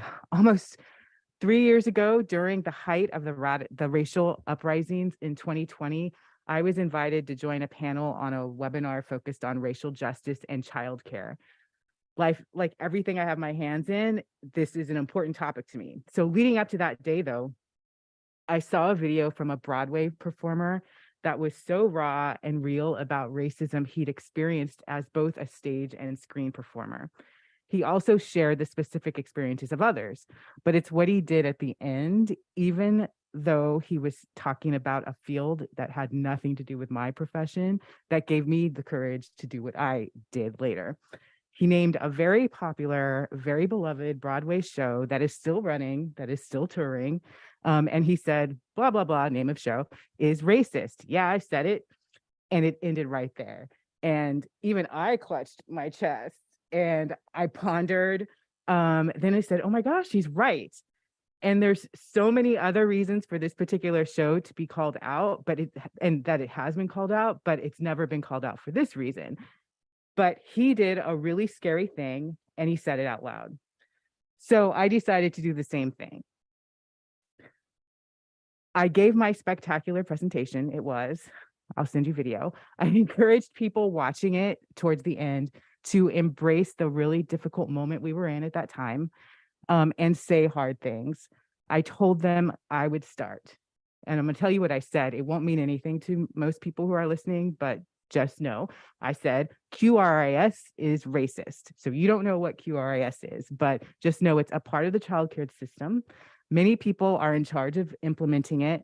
Some people benefit from it, but many people, especially Black child care providers and other providers of color, are harmed by it and have been for decades. I was so scared to utter those words. I actually made it a part of my slides. So it was the last slide I went to so that I couldn't chicken out. Though it was one sentence, my voice shook, my palms were sweaty. It was so hard. But what I did was break open a dam. People from all over the country and all over California reached out to me saying all this time, and they work in that system, they believed in it, but they knew something was wrong with it. And they didn't know what it was until I said those 3 words. That was like just amazing aha moment. And that was liberating to them. So me doing that, just like that man whose video I saw, allowed others to do the same, because it's always easier when someone else does it first. So in this story, I can tell you that people are repeating this refrain now. It's almost we're coming up on 3 years this summer. In California, we've invested a significant amount of money to redesign that QRS system. I see conference sessions on the topic that would have never existed before. And it's all happening because I did that extremely hard thing so that then others would continue to do that hard thing. So why did I tell you that story? I've heard enough, like in the past month especially, but even before that, from parents and teachers and more, whether about the racial incidents or bullying or fighting, to know that somebody's got to do the really hard thing. I've heard from teachers for more than just this most recent moment that, but especially in the last month, that their principals aren't doing anything. We've heard from parents that as far as they know, the district isn't doing anything. And I do believe that the district has failed our students and our community often. But I believe in Dr. Clark's definition of our district. That's him, that's our teachers, that's our administrators, that's our parents, our students, our staff. It's all of us. We've failed us.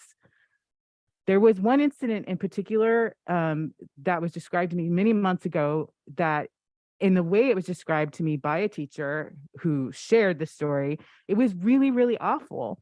And she was writing to me to complain that the principal hadn't called the authorities that she felt were appropriate for that situation. And based on her description, which is the only information I have about the incident, I would agree. But my question back to her and others since then is, but what keeps you from taking that action to support our students or protect our children if another adult isn't, if we see like that what we want to happen isn't happening? So I've heard there's fear of retribution and retaliation. I've heard this from teachers. We heard it from parents, even at the town hall. And that's really sad that people are so scared that they choose not to do the right thing. So we need this district, and that includes our board, it includes Dr. Clark, it includes our school site administrators, our staff, our teachers, our parents, to have the courage to stand up for what's right, despite your fear, despite the real or perceived threats of retaliation. We saw those threats today in our inboxes, and that's par for the course. We have to take responsibility, each and every one of us, and stop passing it on to the next adult in the room. If you see an action, act up. It's on all of us because literally we are all we've got. So, Dr. Clark. Thank you. I appreciate. Oh, sorry. Laura stood up. I don't know what it's for. I mean, I know it's for public comments. It's after your. Oh. Okay, thank you. We'll do this after your report. Sorry. Can I have that first presentation up? So we, a couple weeks ago, we had an awful racist thing take place at one of our school sites. And as a result of that, we held a town hall and asked the public and asked our communities to come out, and as a board and as superintendent, we sat and listened. At the last board meeting, we brought back our equity policy and we had a deep discussion about that. But we hadn't had the discussion about what was also brought up at the meeting, which was fighting, which was school discipline and overall school safety. So what I have tonight is I have 3 different presentations. I'm going to try to be as brief as possible, but I am going to, I am going to go into some detail about things. I have up-to-date suspension rates from all of our schools. There is there's a narrative that's being put out there that we are not allowed to suspend anymore. Okay, so that narrative is false. However, all of the research, and I'm open to anyone who can provide me research from a credible source, that suspensions actually work. And if you can show me that resource, then I would be extremely surprised, as I've been in public education for the last 30 years. The state of California doesn't believe in suspensions, and many of the laws and ed code has been to curb suspensions. With that said, there are absolutely reasons that students need to be removed from the environment. And we have, as a district, just this year, we have suspended students, we have expelled students, we have had students arrested, we have called the police numerous times from all the different communities that our schools are in. We also have provided a litany of professional development, of resources for alternatives to suspension. I think that President Nzewi was absolutely correct that this is everybody's issue. It is not going to be solved just by pointing at one group. One person, one group of people is not going to solve this issue. As superintendent, and my own educational foundation is about the students. Every single thing we do is for the well-being of our students. That's it. That's why we're here. So I'm going to go over these rates. I'm going to identify some numbers, and it's a lengthy slide deck, so I'll go through rather quickly. This is an unduplicated suspension. This means students involved in at least one incident resulting in an out-of-school or in-school suspension during the school year. And suspension is when you're removed from class. So whether you're home or whether you're in the office or whatnot, it's still a suspension. All of my slide decks are loaded onto the agenda. And so anyone in the public, any staff out there, any parents, any students who want to look at what I'm sharing can just go to the agenda and click on Superintendent's Report. So we'll be going over unduplicated suspensions. So this is our overall within the district. We have 28,424 students. And as of yesterday, we've had 808 students suspended from school. Unduplicated suspensions total disaggregated by student groups. The state makes us disaggregate this, but oftentimes the public doesn't see this. However, just as Board President Zawi said, sometimes you have to be bold. So as superintendent, I'm being bold and I'm showing our student groups, not trying to hide anything or not trying to sugarcoat any of the information that's out there. This is a hard slide to read, so we'll go here. So here goes our list of students. African-American students, there have been, out of 803 African-American students in the district, there have been 86 of them suspended. Of our Native American students and Alaskans, there are 33 in the district, and there's been 2 suspensions. So when you look at percentages and you have only 31 students, if 2 get suspended, you're going to have a high percentage. Asian students, and I'm not going to read all of this every time, but I just want to just start off on the right foot. Asian students, we have 3,785 Asian students. There have been 44 of them that have been suspended. Hispanic Latino students, we have 12,695 Hispanic Latino students, and there have been 435 of them have been suspended. Of our Hawaiian, Native Hawaiian students, there's 180 of them, and 9 have been suspended. Of our white students, there are 8,061 white students in the district, and there's been 156 of them that have been suspended. In 2 or more races, people who put down 2 or more races, there are 2,464 of those students, and 52 have been suspended. And then our students who come from low socioeconomic backgrounds, there are 5,182 of them, and 242 of them have been suspended. As we go to our English learners, 6,136 and 246 of them have been suspended, and students with disabilities, 3,856 and 214 of them have been suspended. So as of our foster youth, we have 161 foster youth in our district and 16 have been suspended. Of our homeless, there are 498 homeless students in the district and 39 of them have been suspended. So let's look at it by school site. First of all, for our elementary schools, I'm not going to read each one, so I'm just going to read the numbers there. We say that the research says that suspensions don't work and the devastating effects it has on students. You're going to see a pattern here. I'm warning you of which schools suspend and what their populations are. So at Bel Air Elementary School, there's been 12 students suspended so far. At Cambridge, there's been 3, and I'm not going to read the ones that don't have 0. El Monte, there's been 7, 2 at Gregory Gardens, 6 from Hidden Valley, 1 from Home and Hospital. The rest have 0 suspensions. So we are suspending less students. It's not because I put out a directive not to suspend students. It's hopefully because they're finding alternative ways to suspension. As we go to the second half of our elementary schools, we have 3 suspensions from Pleasant Hill Middle, 4 from Rio Vista, 1 from Sequoia Elementary, 3 from Shore Acres, 11 from Sunrise. Sunrise only has 24 students, but out of those 24 students, 11 have been suspended so far. And Sun Terrace has 7. So if we go back to the school that had the most suspensions, it's Bel Air Elementary School. Now, as we go to the last list of elementary schools, 1 from Walnut Acres, 3 from Westwood, 5 from Woodside, 2 from Ignacio Valley Elementary School. So those are our elementary suspensions so far. Now we go to middle school. numbers start ramping up a little bit here.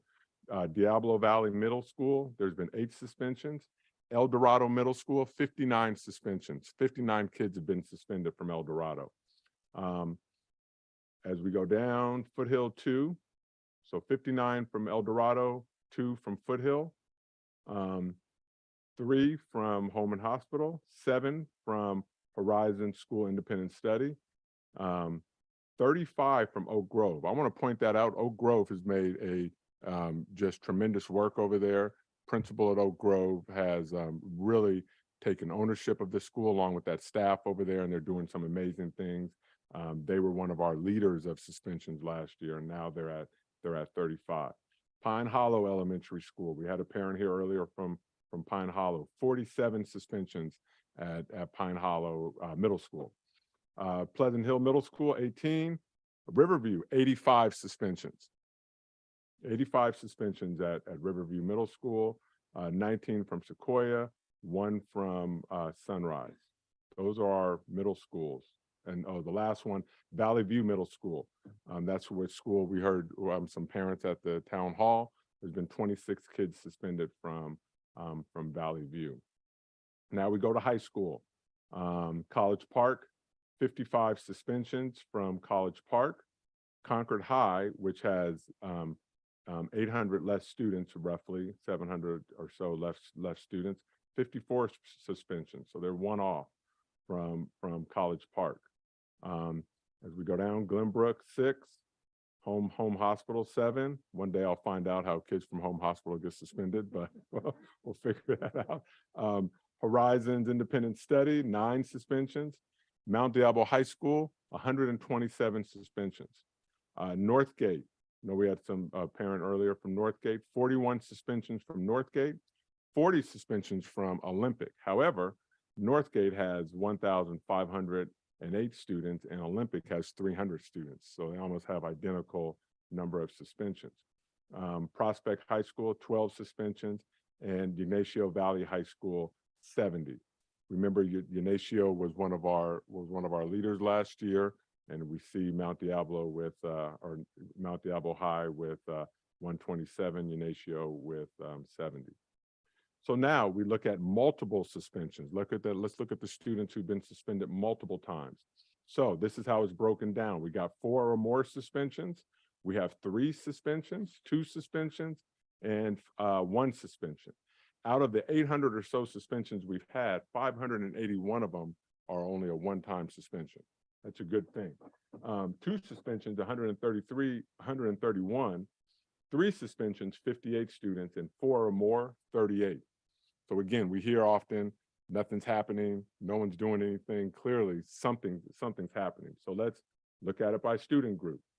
So here go the student groups. We have our African-American students. You can look down that list there, 4 or more. We've had 1 African-American student that's been suspended 4 or more, and then you can go down the list. Same with American Indian, Native American, Alaskan, same with Asian. Of our Hispanic Latino students, we've had 9 that have been suspended 4 or more times. Our white students, we've had 4 white students that have been suspended 4 or more times, and then you can go down and see the rest of the numbers. And then here at the bottom, we have on the far right, we have our socioeconomically disadvantaged students, and you can see those numbers. And there at the bottom, English learners, 3 have been suspended 4 or more times, and then just, sadly, our students with disability, I believe that number is 8. So students with disabilities are our ones who are leading our suspensions 4 or more. So then we look at our foster youth. We have none of them have been suspended 4 or more, and 12, 1 suspension, 3 and 1. Homeless, 25, 1 suspensions up to 1 for 4 suspensions or more. Multiple suspensions disaggregated by school site. Elementary schools, these numbers are pretty small, but we look at a Bel Air, we have 2 kids there that have been suspended 4 or more times. As we go down the list, Sunrise, We have 2 kids there that have been suspended 4 or more times. And again, this presentation is available for anyone if you really want to dig it through and look at the numbers. As we look at the other elementary schools, there's been none that have been suspended 4 or more times. I believe that's a good thing. I don't think we want to suspend elementary kids 4 or more times. Middle school gets a little different here at El Dorado Middle School. We have 3 students that have been suspended 3 or more times. Going down the list there, Oak Grove, 1 student's been suspended 3 or 4 or more times. Pine Hollow Middle School, I think we had a parent here earlier from Pine Hollow. There's been 5 students that have been suspended 4 or more times there. So obviously something's happening. I'm not talking about that specific story that was shared with us, but there's something happening with the students there. Riverview Middle School, 7 students have been suspended 4 or more times. There we go. And Valley View Middle School, 1 student has been suspended 1 or more times, and same with 4 or more times, same with Sequoia. Then we go to high school. College Park, there's been 2 students, 3 students from Concord High, 1 Glenbrook, 1 Horizons, 1 Northgate, none Olympic, 2 from Ignacio Valley High School. So those are suspensions for the district. Every single school is broken down. You know, this is a suspension I would see would be a, can I have the next presentation? A suspension would be is what I would call a tier 3, tier 4 intervention, right? So if you think, okay, well, what is the district doing? This is a 71-page document that's available to every single staff member, every administrator, and it is a document, really all means all, multi-tiered systems of support handbook. We provide training on this. We have our schools broken up into, you know, I mean, again, this is too small for me to read here, but anyone can read this. I've made this available to the public, but it's open to all of our schools. I mean, again, I can just, you know, here you have behavior plan, behavior plan development, behavior assistance, classroom observations, student observations, assistance on implementation of behavior improvement plans. You know, there's multiple support services that are in here. Again, it's too small to, you know, too small to kind of go into, but there are resources here for every single staff member within our district. We have you know, professional development. This is our tier 1 school cohort team. So we have our schools broken up into teams where they're talking about this stuff, where they're talking about behaviors, they're talking about strategies, they're talking about resources that are available to them. That's what you can all read. I am gonna have it on my computer. I will go up here and just read it. Trauma-informed practices, coordinated care team, tier 2 classroom strategy, becoming a PBIS school, behavior expectation and matrix, student voice,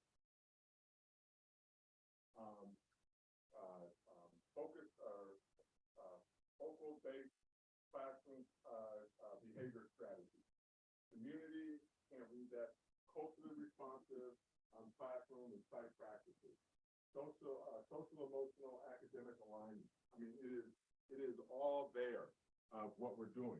Again, as I started off this presentation, one person cannot implement this 77-page document.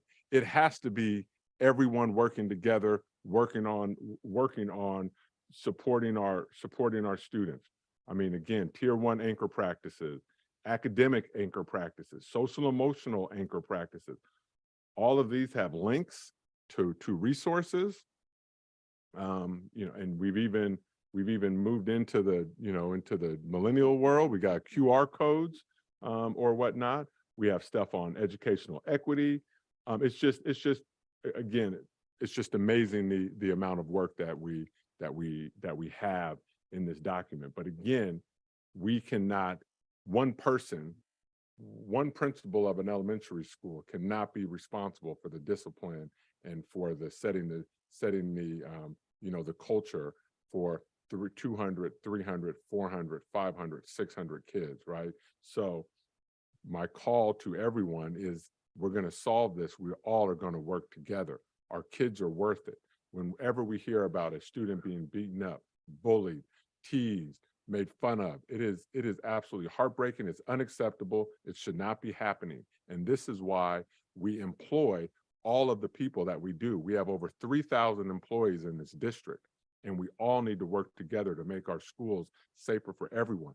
Yes, you see something, you say something, you do something. If you are an employee, you are a mandated reporter to report action. That doesn't, so if you are mandated to call CPS, to call the police, if there's an issue, you can pick up the phone and call a parent. You can have a conversation with a student. You can have a conversation with a counselor or someone. We're mandated reporters. We're mandated, committed to raising children in the proper way, so that they have empathy for one another, so that we don't have the bullying, we don't have the fighting that takes place, we don't have the promiscuous behavior that happens. We can do this. We can all work together and get this done. Can I have the next presentation? And again, I'm only on page 38, and there's 77 pages in here. So what more are we doing? So online safety systems, there's so much taking place online. So what I'm going to touch on, the Google screening that we have, the BARC system, secondary anonymous reporting system, Sandy Hook Promise, Say Something, and our fraud alert headline, our online website. So first of all, just with we're all on Google, we have Google products. Google provides a filter and a screening system that's there. Scans for text, for pre-populated lists of words and phrases. And when that happens, staff is alerted, whether it's the classroom teacher, whether it's the librarian, whether it's the computer teacher, whoever it may be, the administrator, counselor, we can set that so that Google screening picks up. We also have the BARC system. BARC system monitors all of our documents that go through our system. So we have 3 levels of severity. There's the alert, where it's just reported onto the administrative dashboard. Administrator has a dashboard, they get that alert. We have the severe alert in email and reported on the administrative dashboard. So they're emailed and it's reported. And then we have the critically severe alert, email and report dashboard, and personal contact, and I'll go over each one of these. So in the alert is if a student, and over to the right, those are student examples. If I have to take a cold shower today, I'm gonna slap my bro, or cold shower chilling. This is picked up as an alert, and we pick up mean-spirited teasing, messages about experiencing depression, and messages with sexual content. So this item right there would be picked up. A severe alert, right? Don't talk to me about your family problems. Mine are worse. I've been beat against a wall and my head hit a hanger, and I've been thrown downstairs and on purpose, and kicked and punched in the stomach, and even try to tell me about your family problems. We get a severe alert for this. Hateful threats or provocations, a child sending or receiving nude photos, diary entries about cutting, messages about a child using drugs. All that comes to the severe alert. Then we have the critically severe alert, and this would what is this? Told me he wants to kill himself. So this again, someone talking about suicide, and so Ned told me he wants to kill himself on the 7th. Wait, and then the other student says, that's not that's not something you should joke about. And then the student says, I'm not joking. So threats of immediate harm to self or others, a suicide note in an email or a document, Google searches on if a student does a Google search on how to die by suicide, threats of violence against the school. So we this is our escalation process, and we are piloting this at 4 schools.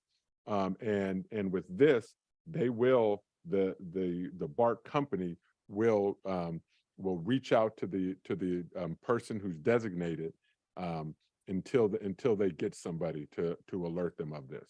So again, we're piloting this with 4 sites. It's heightened screening of critically severe alerts, human contact for after hours, critically severe alerts. We're doing that at El Dorado, Diablo View, Concord High, and Horizons. Again, what the concern we have with some of our administrators and the administrators' concern is, what happens if it's Friday night at 10 o'clock and I get one of these alerts and I'm already asleep because of my week? Am I going to be held responsible and things of that nature? And so, and what we say is, no, you're indemnified as a district employee. We're not holding you, but like, we just need to do the right thing if we get these alerts. So next, on all of our secondary websites, we have an anonymous reporting system that we set up. It's in the form of a Google Doc. I went through as many as I could today to make sure that they were all there. You know, they're not the greatest things, but they are there. They're in different spots. Some of them are links, some of them are pictures, some of them are forms. So we're in the process of getting new websites, and we're also in the process of moving to another anonymous reporting system, but this is what we have as of now. And I went through at least the ones that I visited. You can put the information there. Someone bullying you or someone bugging you, do you have something to report? It can be anonymous, or you can put your email here if you want to be contacted. So we have that. It's not perfect, but it's something. Now, we are going to the Sandy Hook Promise to Say Something anonymous reporting system. They were at capacity when we reached out to them. They will provide education for staff and students about the warning signs of potential violence or self-harm. So there is some PD that comes with this, and there's tools to safely and anonymously report concerns. And this is the only anonymous system that provides training along with the mobile app, website support, and a hotline. So we're excited about this coming on, and as soon as we can get them onto our system, we will. Last thing on this is we do have a fraud alert, and this is more keeping our adults in line, sent to our internal auditor, our CBO, and our general counsel, and it's used to report the following, but it's been used to report other concerns regarding staff or students. So illegal or fraudulent acts, falsification of records, tampering of data, theft, misuse of assets, theft of trade secrets, violation of state and federal laws. We do have these. It goes out, we investigate them, and we follow up on them. I also want to say that I want to read some dates. We are doing a series of 5 emergency training sessions with staff, and I'm going to read those dates and times. Put my glasses on for this one. So Monday, March 13th. Well, let me just read this brief description. Mount Diablo is hosting employee safety trainings at several locations across the district.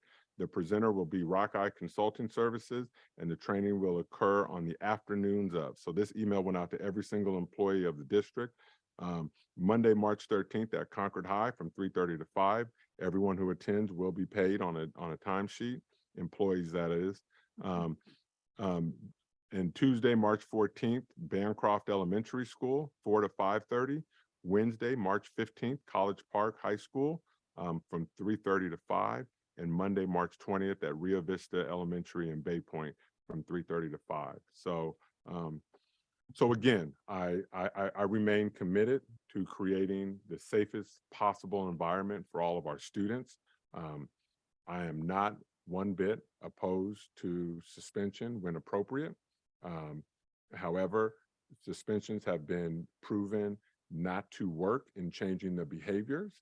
And oftentimes, we hear people really talking about frustration of punishment around suspensions. I just want to be clear, a child can only be suspended for 5 days at a time. And that's for, you know, whatever happens in the ed code, you're 5 days suspended. When you get to 20 days, then the student has to be recommended for an expulsion.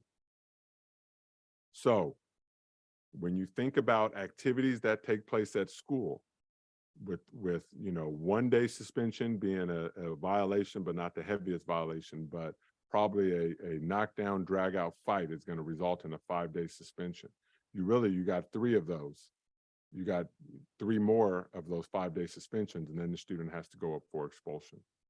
We contact law enforcement all the time. However, law enforcement, and even if, and we have SROs in Bay Point, we have an SRO in Pleasant Hill, and we do not have SROs in Concord, and we don't have SROs in Walnut Creek. However, the chiefs of police of those police departments are committed to serving our schools, and when we call them, they respond. But they are supposed to come for felonies, not for a stolen cell phone or possession of a joint or something. They are there for felonies, and then they're also there to do wellness checks on kids. So, so again, you know, I know that law enforcement has been involved with in many of our incidents. You know, I don't have the data. We all know that we work with 6 different agencies, but I will work on doing a report and bringing the data back on how many times we call for assistance from law enforcement, and you're gonna be shocked at the number, just like the suspension numbers that we have.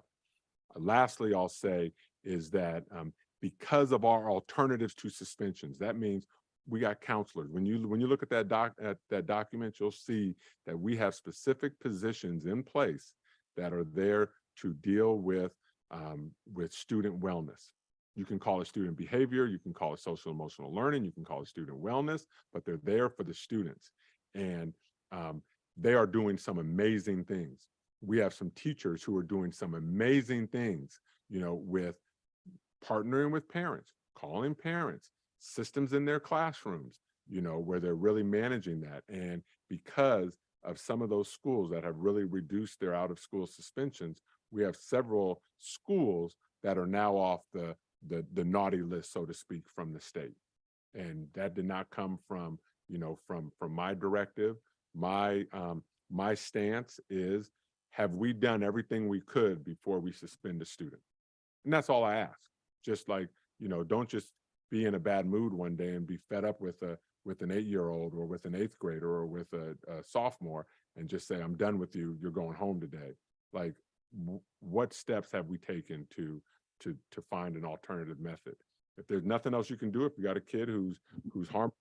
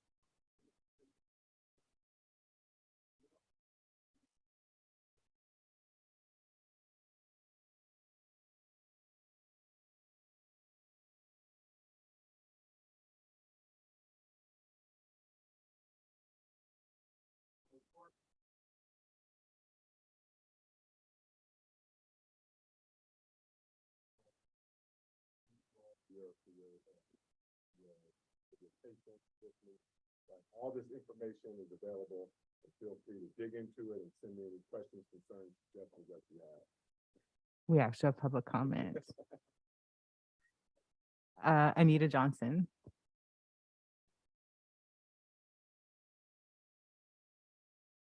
Thank you for that comprehensive report.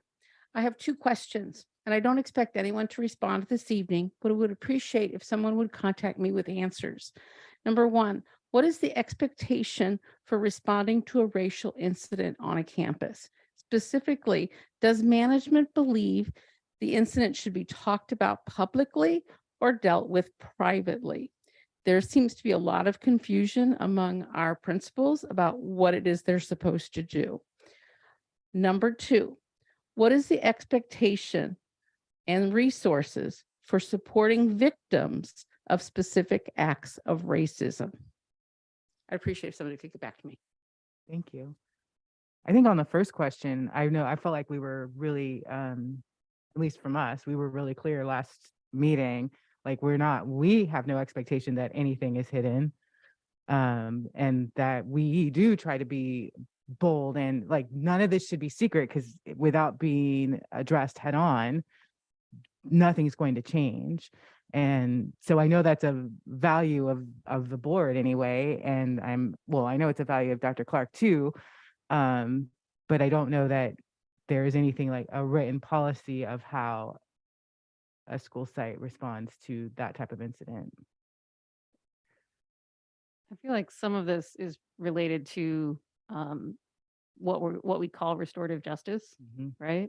And there's different levels of what people are referring to when they use those terms. And so I feel like going forward, I know we have some staff that are trained in restorative justice. Would be great to hear from them more of a comprehensive presentation about what does best practices restorative justice look like? What's an example of it being successful in our district? And how can more people get trained, whether they're staff or teachers or even parents? Can we provide more opportunities for people to get the real training in that? Because in my mind, what I'm hearing a lot of is the victims are not sure how they're going to be protected going forward. And in my mind, when there is restorative justice, the victim is able to say, here's what I need going forward to feel safe. Here's what I need based on the incident that happened. And then that needs to be provided, right, by the perpetrator. And there needs to be an agreement about what that is, and then it needs to happen. And so if the incident that occurred was something that was public, like a racist scenario that other students observed and it happened, then I would think the restorative piece would need to be public by the perpetrator. And so it wouldn't need to be that our staff or our principals, would be breaking confidence of some sort of disciplinary situation, because people would see the restorative justice action happening, right? And so that's the piece I know I see in the MTSS handbook, the restorative practices and the trauma-informed practices says coming soon. So I think that an important next step for us is going to be to fill that out. And I think one way for us to do that too is find who are the staff in our district right now who are trained in that, bring them together, and then have them train the rest of us. What does it look like when it's working well?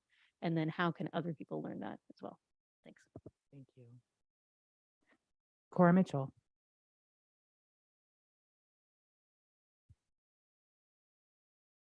I have to say, I drove all the way back down here because I was watching this at home.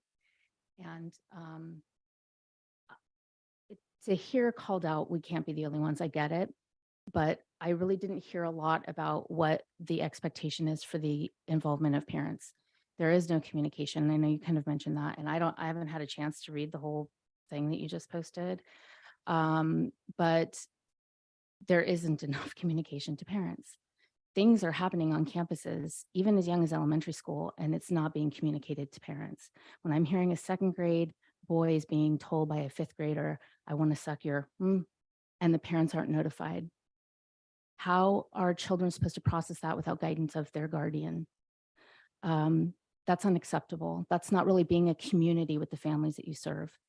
Also, a lot of the stuff that you're talking about is reactive, and I feel like you're too close to this issue, and I hope you'll take a step back. I've told you my thesis in grad school as a social worker was on community conditions and incarceration. So I have studied extensively maladaptive behaviors because of community conditions and looking at things like class sizes and how that is contributing to the poor behavior of students in classrooms, how that contributes to them acting out, not having access to things like libraries, which feel ancillary, but they're not. These are really imperative things that students need on campuses to feel engaged, to really feel invested in, to feel like this is a community that's there to really foster their education and wholeheartedly wants to see their success in the future. That's missing from these campuses. You've all been challenged to come and spend a day on a campus, and I really want to see you do that. Dr. Clark, I think I asked you months ago to do that. Come and really immerse yourself without anybody knowing who you are, but really feel what it feels like to be on those campuses, because I'm there an hour a day. And again, I've been there for 4 years, but teachers can tell you how different it feels now. It's not the same. And looking at things, like I said, those class sizes, you can think that's not a big deal, cramming an extra 3 kids in a classroom, but it is, because they're struggling already. And to expect teachers to be able to manage all that and teaching students who are 2 grade levels behind, 1 grade level behind, and possibly on grade level while dealing with all these behavioral issues is not realistic. And it's not fair to do to them. It's not fair to do to these kids, and it's not fair to do to parents. I'm offering to you to help in any way that I can. I would love to see you develop a task force so that parents can also participate in developing this, not just parents, guardians, family members, community members, so that we can all come to the table and really talk about what's happening on our campuses. Because I feel like you're out of touch. I would really love for you to please come and join me in helping address this issue. My kids don't have that much longer in this district, and I want to see it better before they're gone. Thank you.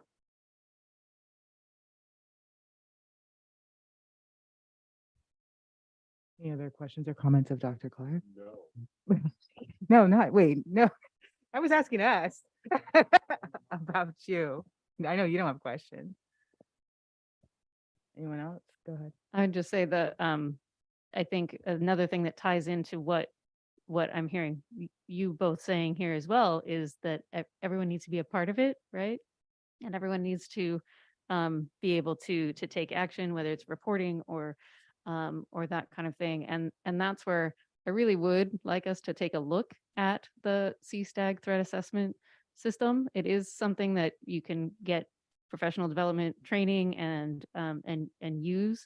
And it is something that requires everyone to be involved. So, we would have to get agreement from our various labor partners in this as well, because what it takes is whoever is there that that a student feels comfortable talking to would be the person who would take that threat assessment, right? And would talk specifically to the student, what happened, what's the cause, getting into a deeper level than just suspend and then come back and let's have a circle, like it's really getting to know what was actually going on. At the Humanizing Education event, they had scenarios and they talked about a particular school, and they work all over the state, but they talked about a school where there was an incident between an Afghan student and a student from El Salvador. And it escalated, and there ended up being a fight with multiple students on both sides. It ended up being referred to by the school as that fight that was the Afghans versus the Latinos, right? And in actuality, if you delve deep into that, it was not the Afghans, the Latinos, right? That was not what was happening. It was these 2 particular students that had something going on between them. And what it in fact ended up being was one student made fun of the other student's sibling who was a special education student at the school. That was it. That was the deeper piece, right? So how do we get to that? How do we hear from them and then solve that actual issue and find the commonality between those students, so that, because they are, even if they get suspended, when they come back, they're all in the same classroom again, right? So how are we doing that restorative justice piece, that threat assessment, to be able to gather that data and bring those students together in a form of understanding? And how are we making sure we're not part of the problem by lumping them into stereotypes of all the Afghans versus all the Latinos kind of thing, right? So there's a lot of training that needs to happen, but there are these tools and there are best practices tools. So I really think I would like to see us explore that. I'm always really I get intrigued sitting here as a parent first, as a mother, the very first thing I identify as, of a child in this district, to be surrounded by a student who you are so brilliant, such brilliant thinking and brilliant deep dives into our issues, joined by a parent of two current students, joined by two, well, you're still parents of former students, no matter how long ago, and a former teacher of the district, but a current teacher of the district, and how we are often said, how do you don't care about our children, or you don't care about this or that, or you don't know or understand. I don't understand what it's like to be in the classroom. I do understand what it's like to have my daughter come and say, oh, I had to sit on the floor today because there were, I don't know what the number was, but there weren't enough desks for several weeks. I know what that's like. I know what it's like to not hear back from the school about what happened to the person who I know harmed my child. I know what that feels like. We all bring in our experiences, and from actually what makes this dais really strong is that we all bring in experiences from very different vantage points that really represent our whole community. So I feel very lucky about that, and would hope people understand that, because it does us, we are not detached. None of us except for Vice President McFerrin knows what it's like to be in the classroom at this moment, but we have that voice, and we have a student voice, and we have a parent voice, and we have grandparent voices of former students, and that's really valuable. So I would just love the community to reflect on that. We do not sit here on a throne. I do love tiaras. It is true, all things that are sparkly, but we aren't on the throne. We literally are of the people. And we bring that to all of our discussions and decision making. Yeah, so thank you. I just wanted to make that comment. We have, I'm not sure, I need guidance on how to do, we have a public comment on a consent item. So I don't know the process, and Mr. Alvarado is gone. You can either listen to the comment now. And then do consent. And do the consent, or you can pull the item and do the comment and then take the item separately. Are there any items that we're moving on to consent. Items under consent are taken as a whole. Anyone can remove an item from consent, from the public or from the board. Are there any items that you would like to put pulled from consent? Hello, trustee. Then let us hear the comment on this one item, which is 15.24, which is review and potential approval of the proposal with 19.6 architects for architectural services for technology network. Michael Schneider. Did I say your? Sorry, Michael Schneider. Got to stretch it out. Okay. All right. I'm a former network technician 23 years ago, and I've led a team of 5 teammates as we were the first to link 5 area counties, 26 offices, and 500 employees under one infrastructure project of real estate services. My knowledge is in data, but is my knowledge of the process, of some of the details is dated, but the process remains the same. We really need public meetings and workshops for open discussions on this project and so many more that may, especially when the overall project is approximately $75 million to $100 million. Having these discussions here now is a disservice of the board's time, but it is also, we have the right to know how our money is being spent and being able to offer our opinions and our experiences. If we do this wrong or not meet the standards, will we as a district be able to continue using these free E-rates to fix the mistakes, or will the financial consequences fall onto the district, the parents, and the community at large? Where's the assessment data of utilization to all the sites? How are we incorporating equity and overall student needs to make sure they are the first for these improvements so that they have a more reliable network? When will the district be sharing the plan of upgrades, including equipment and additional replacements? We don't know what the starting process is, nor the ending process. The California K-12 network is on the internet and shows data from 2018. Many MDS schools are operating at 10 megabits per second. These numbers, think of them as cars traveling down the highway. So some of them are 10, some of them are 100. We have a couple that are 1,000. That's not equity.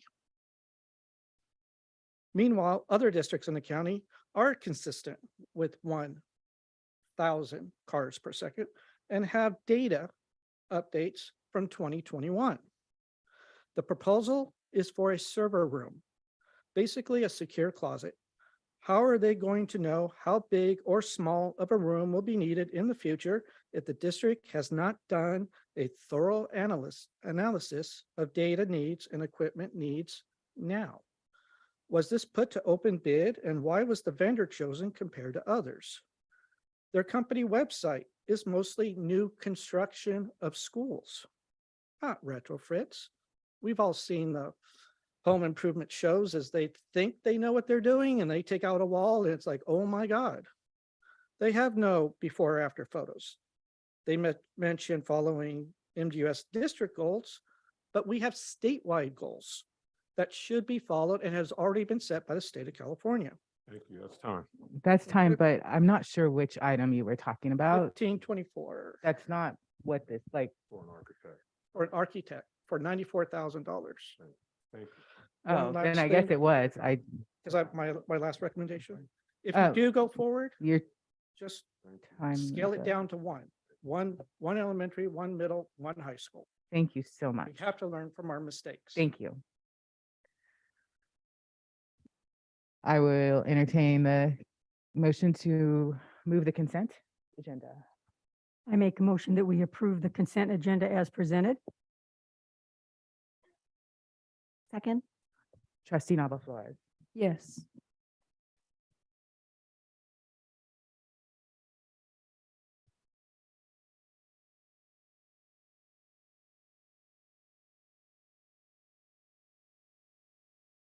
And that passes unanimously. Oh, a hearing. Moving on to 18.1. Conduct a public hearing and review and potential approval of extended school year waiver for 2023. Dr. Aguirre. Right, open the hearing? No. No, I just want to do it right, and I don't know how to do it correctly. Here's a hearing. We've opened this hearing. Yeah, there we go. It's double tap. Hello, this hearing is because it's going to align with the dates and the information that you already approved for the summer school and extended school year programs. As you know, according to the federal and state laws, our extended school year program needs to be 20 days unless we can submit a waiver to the State Board of Education. But that does require that we have this hearing and that we approve the change.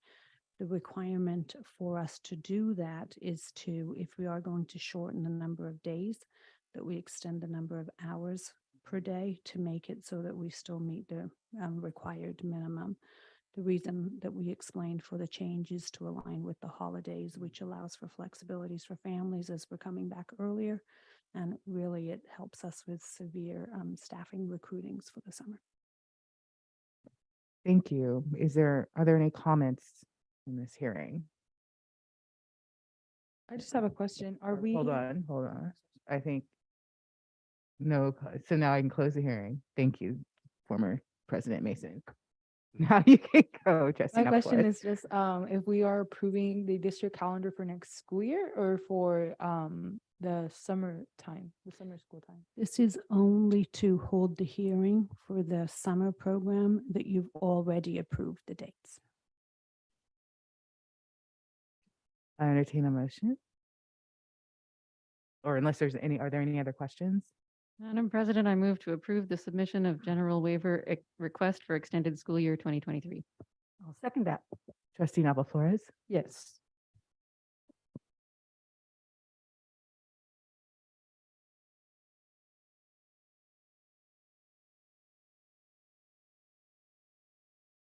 and that passes.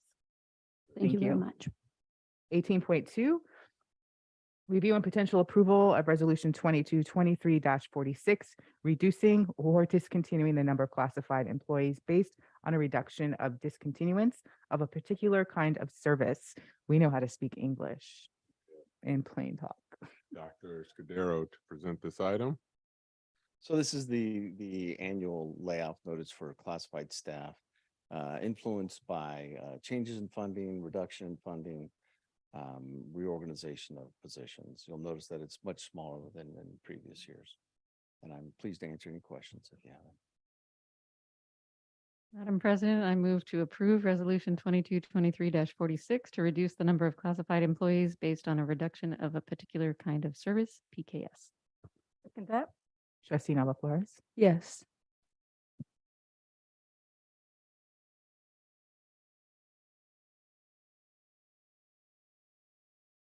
And I appreciate how small that was. yeah, that passes unanimously. 18.3, review and potential approval of our the Mount Diablo Unified School District second interim. Yep, and we have Dr. Gonzalez who's going to present this item. And Nancy Chen will be joining us in just a second to answer any specific questions that you might have. So we're bringing to you this evening the second interim report. As you may remember, the second interim report is our second check-in of the year. It's a snapshot in time as of January 31st of this year. And it goes from July 1st all the way through January 31st. And it is required to be presented to the board, approved by the board, and then it goes to the county office, and then it goes to the state. There are 3 types of certifications. Positive is the good one. Qualified means you're really on watch. Red is bad. So in this situation, we will be bringing you a positive recommendation tonight. If I can just speed through the slides and get to the punchline there.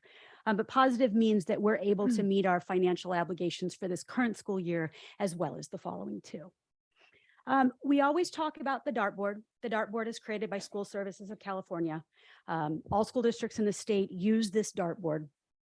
There are a number of really good information points on here, and all of this information feeds into all of the spreadsheets that we use to create our budgets and to look forward.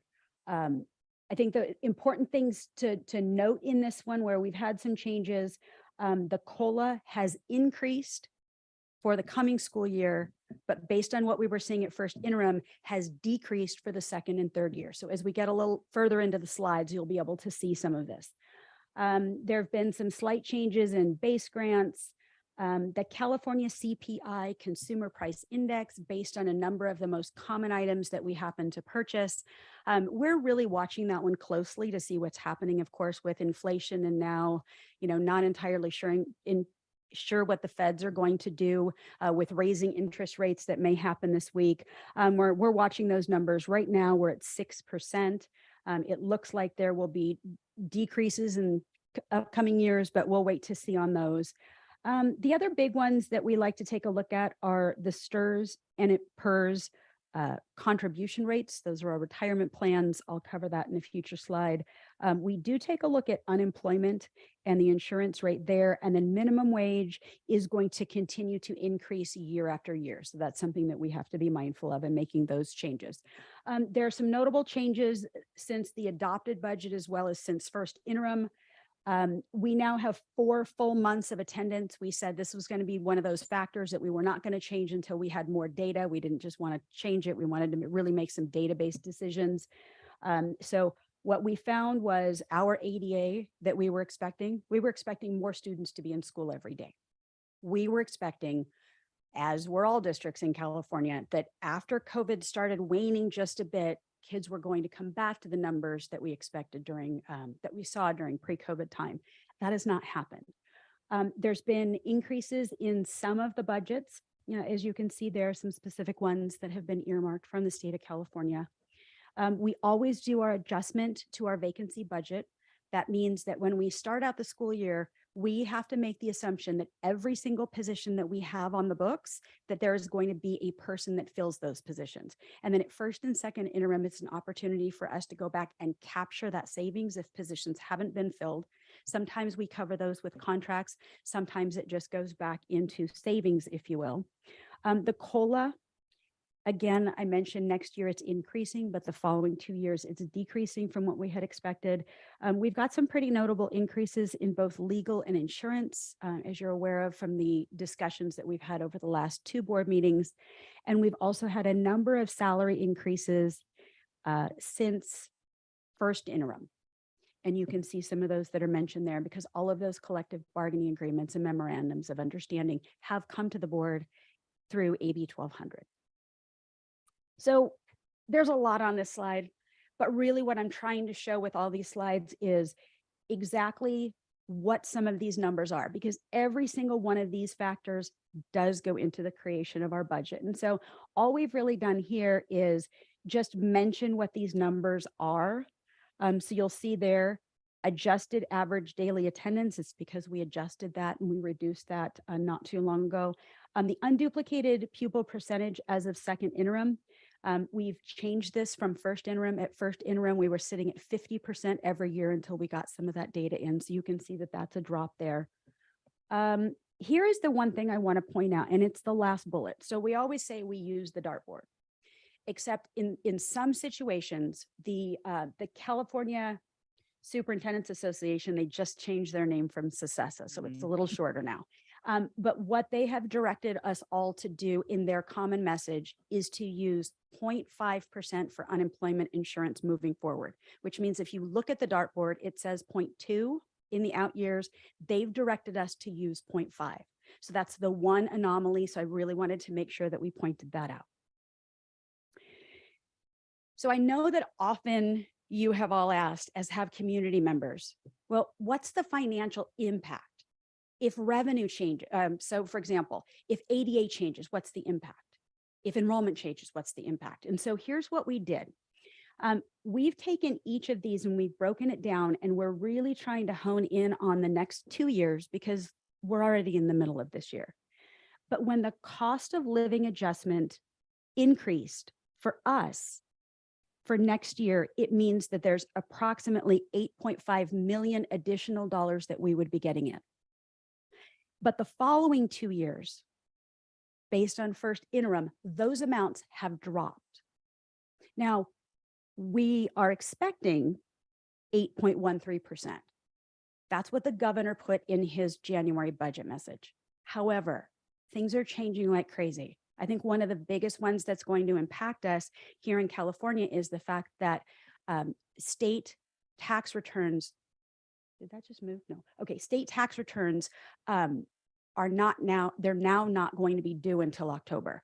And so we're trying to figure out from our end, we're waiting for notification to say, like, what is this going to mean to all of us?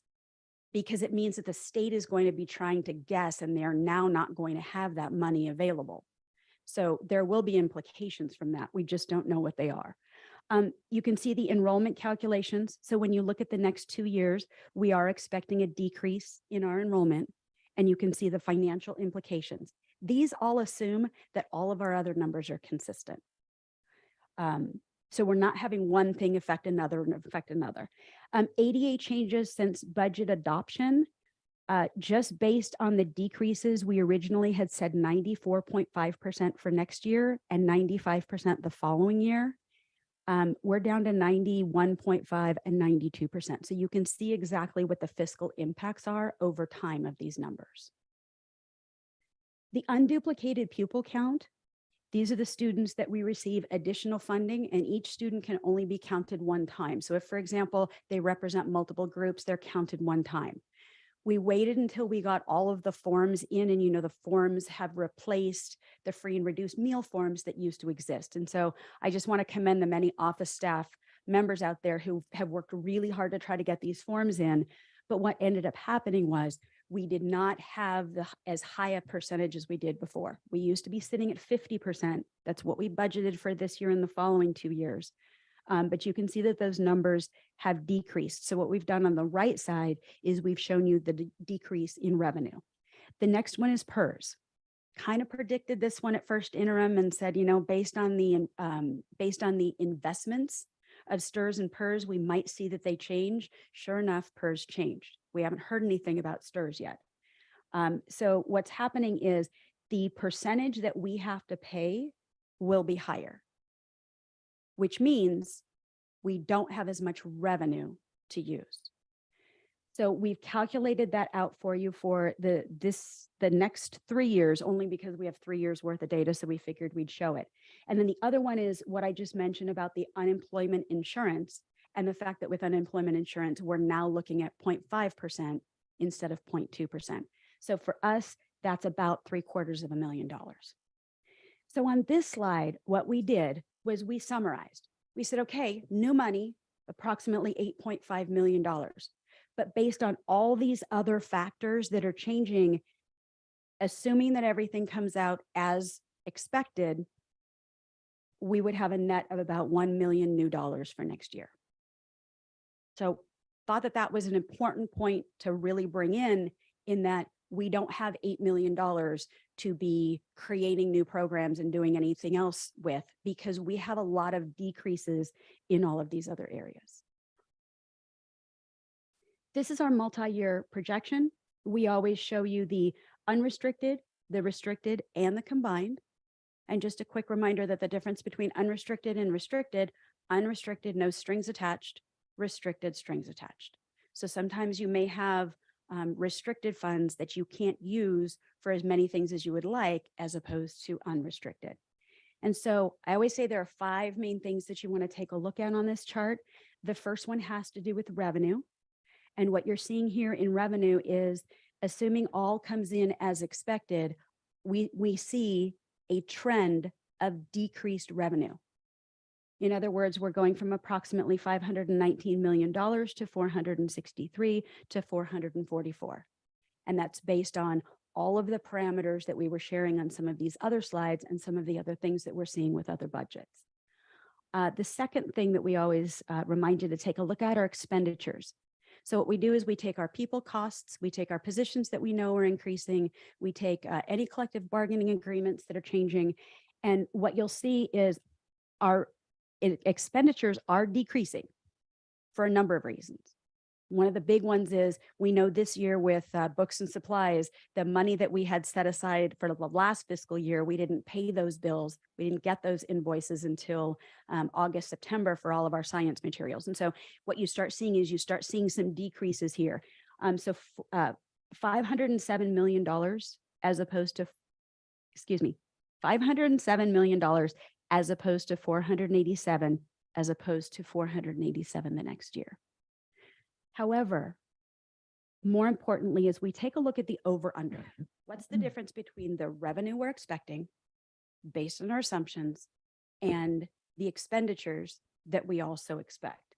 And so what you'll see with this one is this year, we're pretty good with an over under, but then we begin to deficit spend.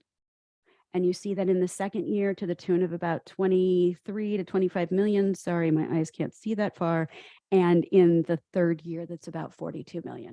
And so this is what we're really going to start taking a look at. We work really hard to make sure that not only our assumptions are correct, but we're really watching a lot of the staffing as well, because it is the biggest percentage of our budget. The last one has to do with contributions.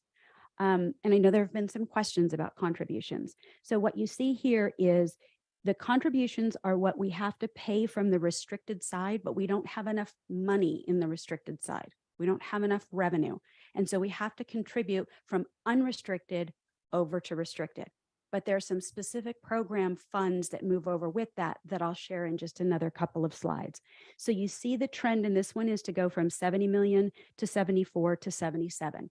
And that's because the bulk of those are really attached to people, and the people costs increase every year. The last one has to do with our ending fund balance. And for this, we really focus in on unrestricted, because again, Those are the no strings attached funds. And so what you'll see in the first year, this year, we expect an ending fund balance of approximately $74 million. In the second year, 61, and in the third year, 28. So I know a lot of times there's this feeling of, well, we have a large number there. We had all these funds left over.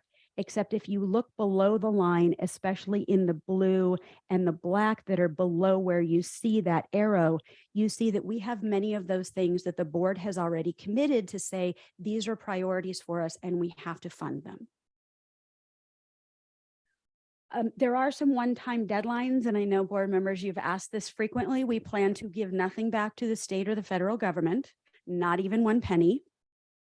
So we, as a matter of fact, had a meeting earlier today, and it looks like in ESSER 2, we have about $300,000 left to spend. And we've got until the entire rest of the school year plus through September. We're making sure that we spend those down as quickly as possible, and we try to always spend the most restricted.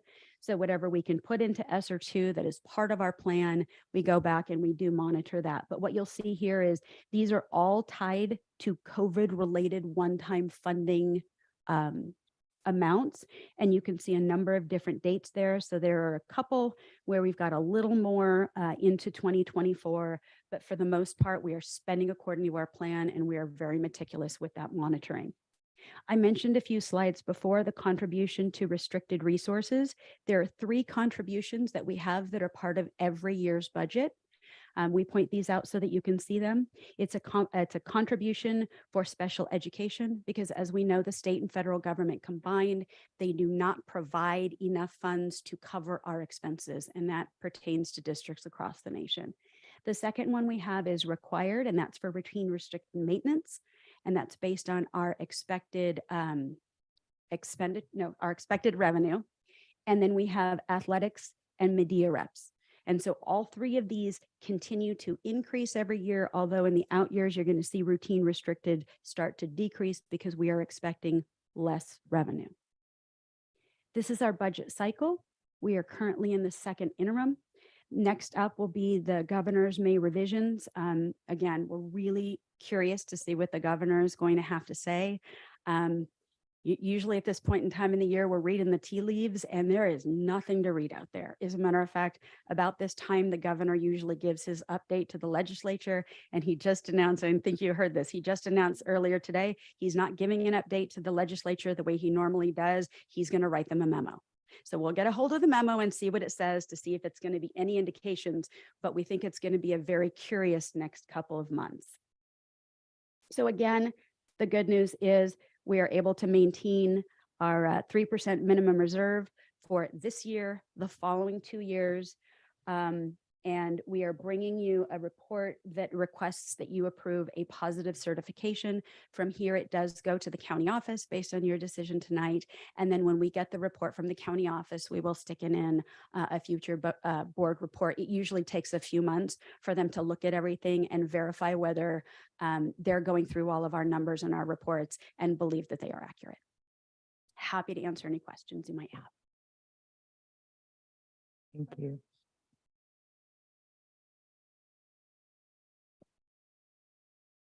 And I apologize, I didn't catch this sooner.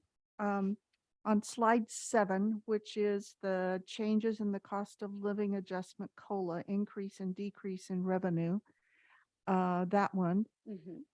For the enrollment calculations, why is the decrease of 572,000, but the decrease of 100 the following year, only 232,000? Nancy, do you remember that one? I'm trying to remember what the. I just wondered if they might be flipped. And I wasn't sure where to look for it in the full document.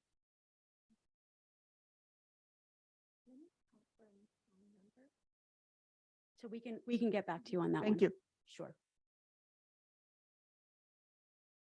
I had a clarification question. On slide 5, with under notable changes since adopted budget, could you explain what the adjustment to vacancy budget means and what exactly it does? Yes. So at the beginning of each year, when we do budget development, which is right now, we look at all of our school sites, we talk to all of our departments, and let's say we've got 3,000 positions across the district. We have to assume that there are 3,000 individuals that will fill all 3,000 of those positions. But as you know, we're never going to get 3,000 people. There are always going to be vacancies somewhere. And even if it's a vacancy for even part of a school year, there is a savings there.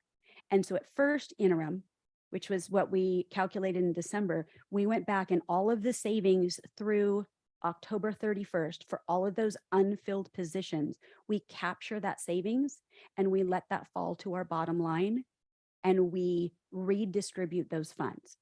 So we do that twice a year. And so this is the second time where we adjust the budget based on the vacancies. However, one of the things that we have to go back and factor the other direction is we know that with some vacancies, we end up with more substitutes, or with some vacancies, we end up with contract work, particularly in special education, because there are certain services that we have to provide. And if we can't provide it, we've got to work with outside companies. The other thing that we have in our budget, it's something that when we had our FCMAT audit, it's called a contra account. And that contra account, while FCMAT said we shouldn't be using it, we've actually worked with our county office. And so I think we've got a contra account of about $6 million. And so what it is it's a specific location in our budget, and there's a negative $6 million. So basically we've built in a negative amount to be able to capture that vacancy savings when we initially create our budget, so that we don't have $6 million more falling out at the end of the year that we didn't spend. And so really these opportunities to go back and correct the vacancies and capture those savings is something that we do every time that we do an interim report. Thank you. And this time I understood everything you said. And when you were interpreting the data, I understood every point you were making. Thank you. That's because you came to that training. Thank you. You're welcome. We have a public comment so Kip Pinovich.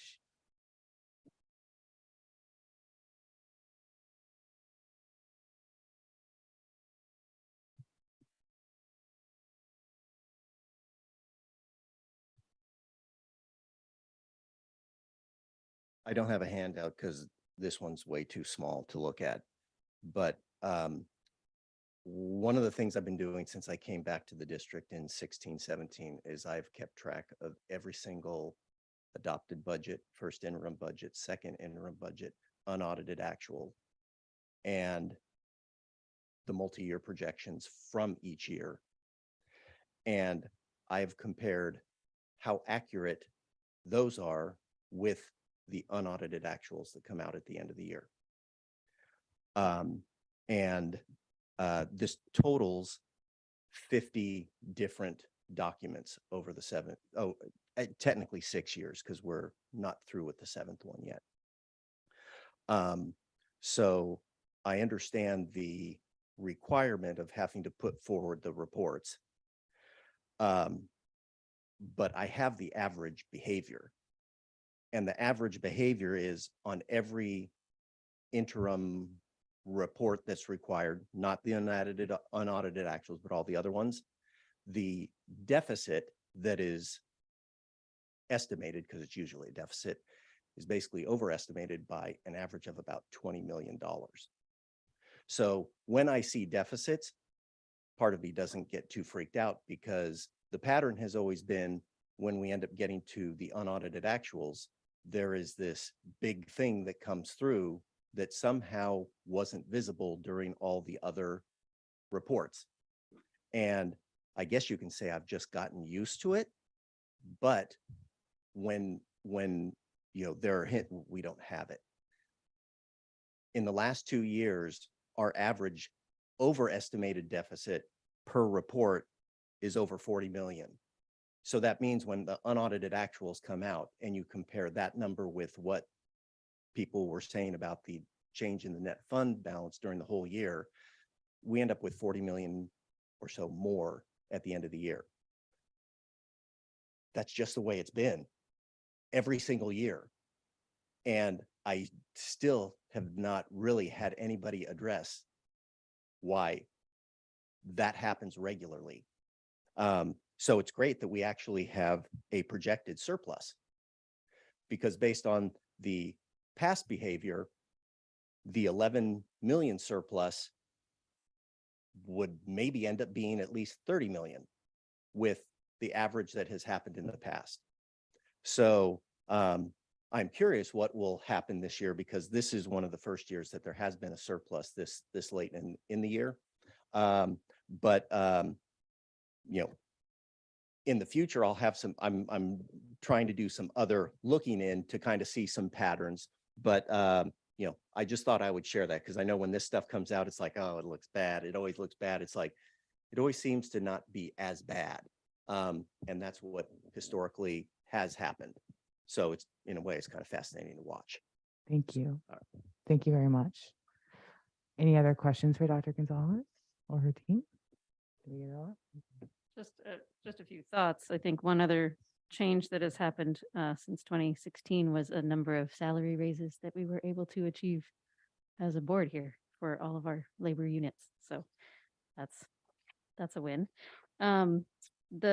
Just two key things that I always notice is the one is the ADA is always a place where we end up losing money as a district, because really the state should be funding us on enrollment, not on attendance, and especially not when we encourage people who are sick. Like, if you have COVID, please stay home, right? We really do want you to stay home, even the flu. We ask people to stay home, and we give them, they get excused, but we don't get funding from the state. They will never understand that. And then the only other thought is on the unduplicated pupil count. When I look at what can we control and what can't we control, that's one that we've been working on, trying to get those forms in. Just thinking about almost like a PR campaign, even more than we've already done going forward, thinking about what kind of incentives we can talk about, because the incentive used to be free lunch, right? It's a pretty big incentive. So without that, what are the other things that we can show people they will receive for turning in this form?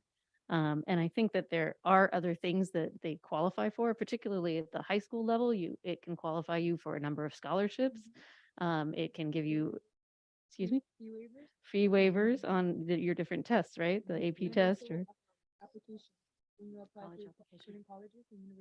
and fee waivers for applications for college and other things. So yeah, so it may be that we can come up with maybe a stronger PR campaign with assistance from our students about, really promoting that and making it easier to somehow get more of those forms. Because I still feel like there's more out there that we just haven't been able to bring in.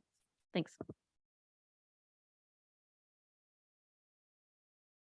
Thank you, Dr. Gonzalez. We did it. It is not. Madam President, No. I move to approve the district's positive certification of the second second interim that. report. Trustee Nava Flores. Yes.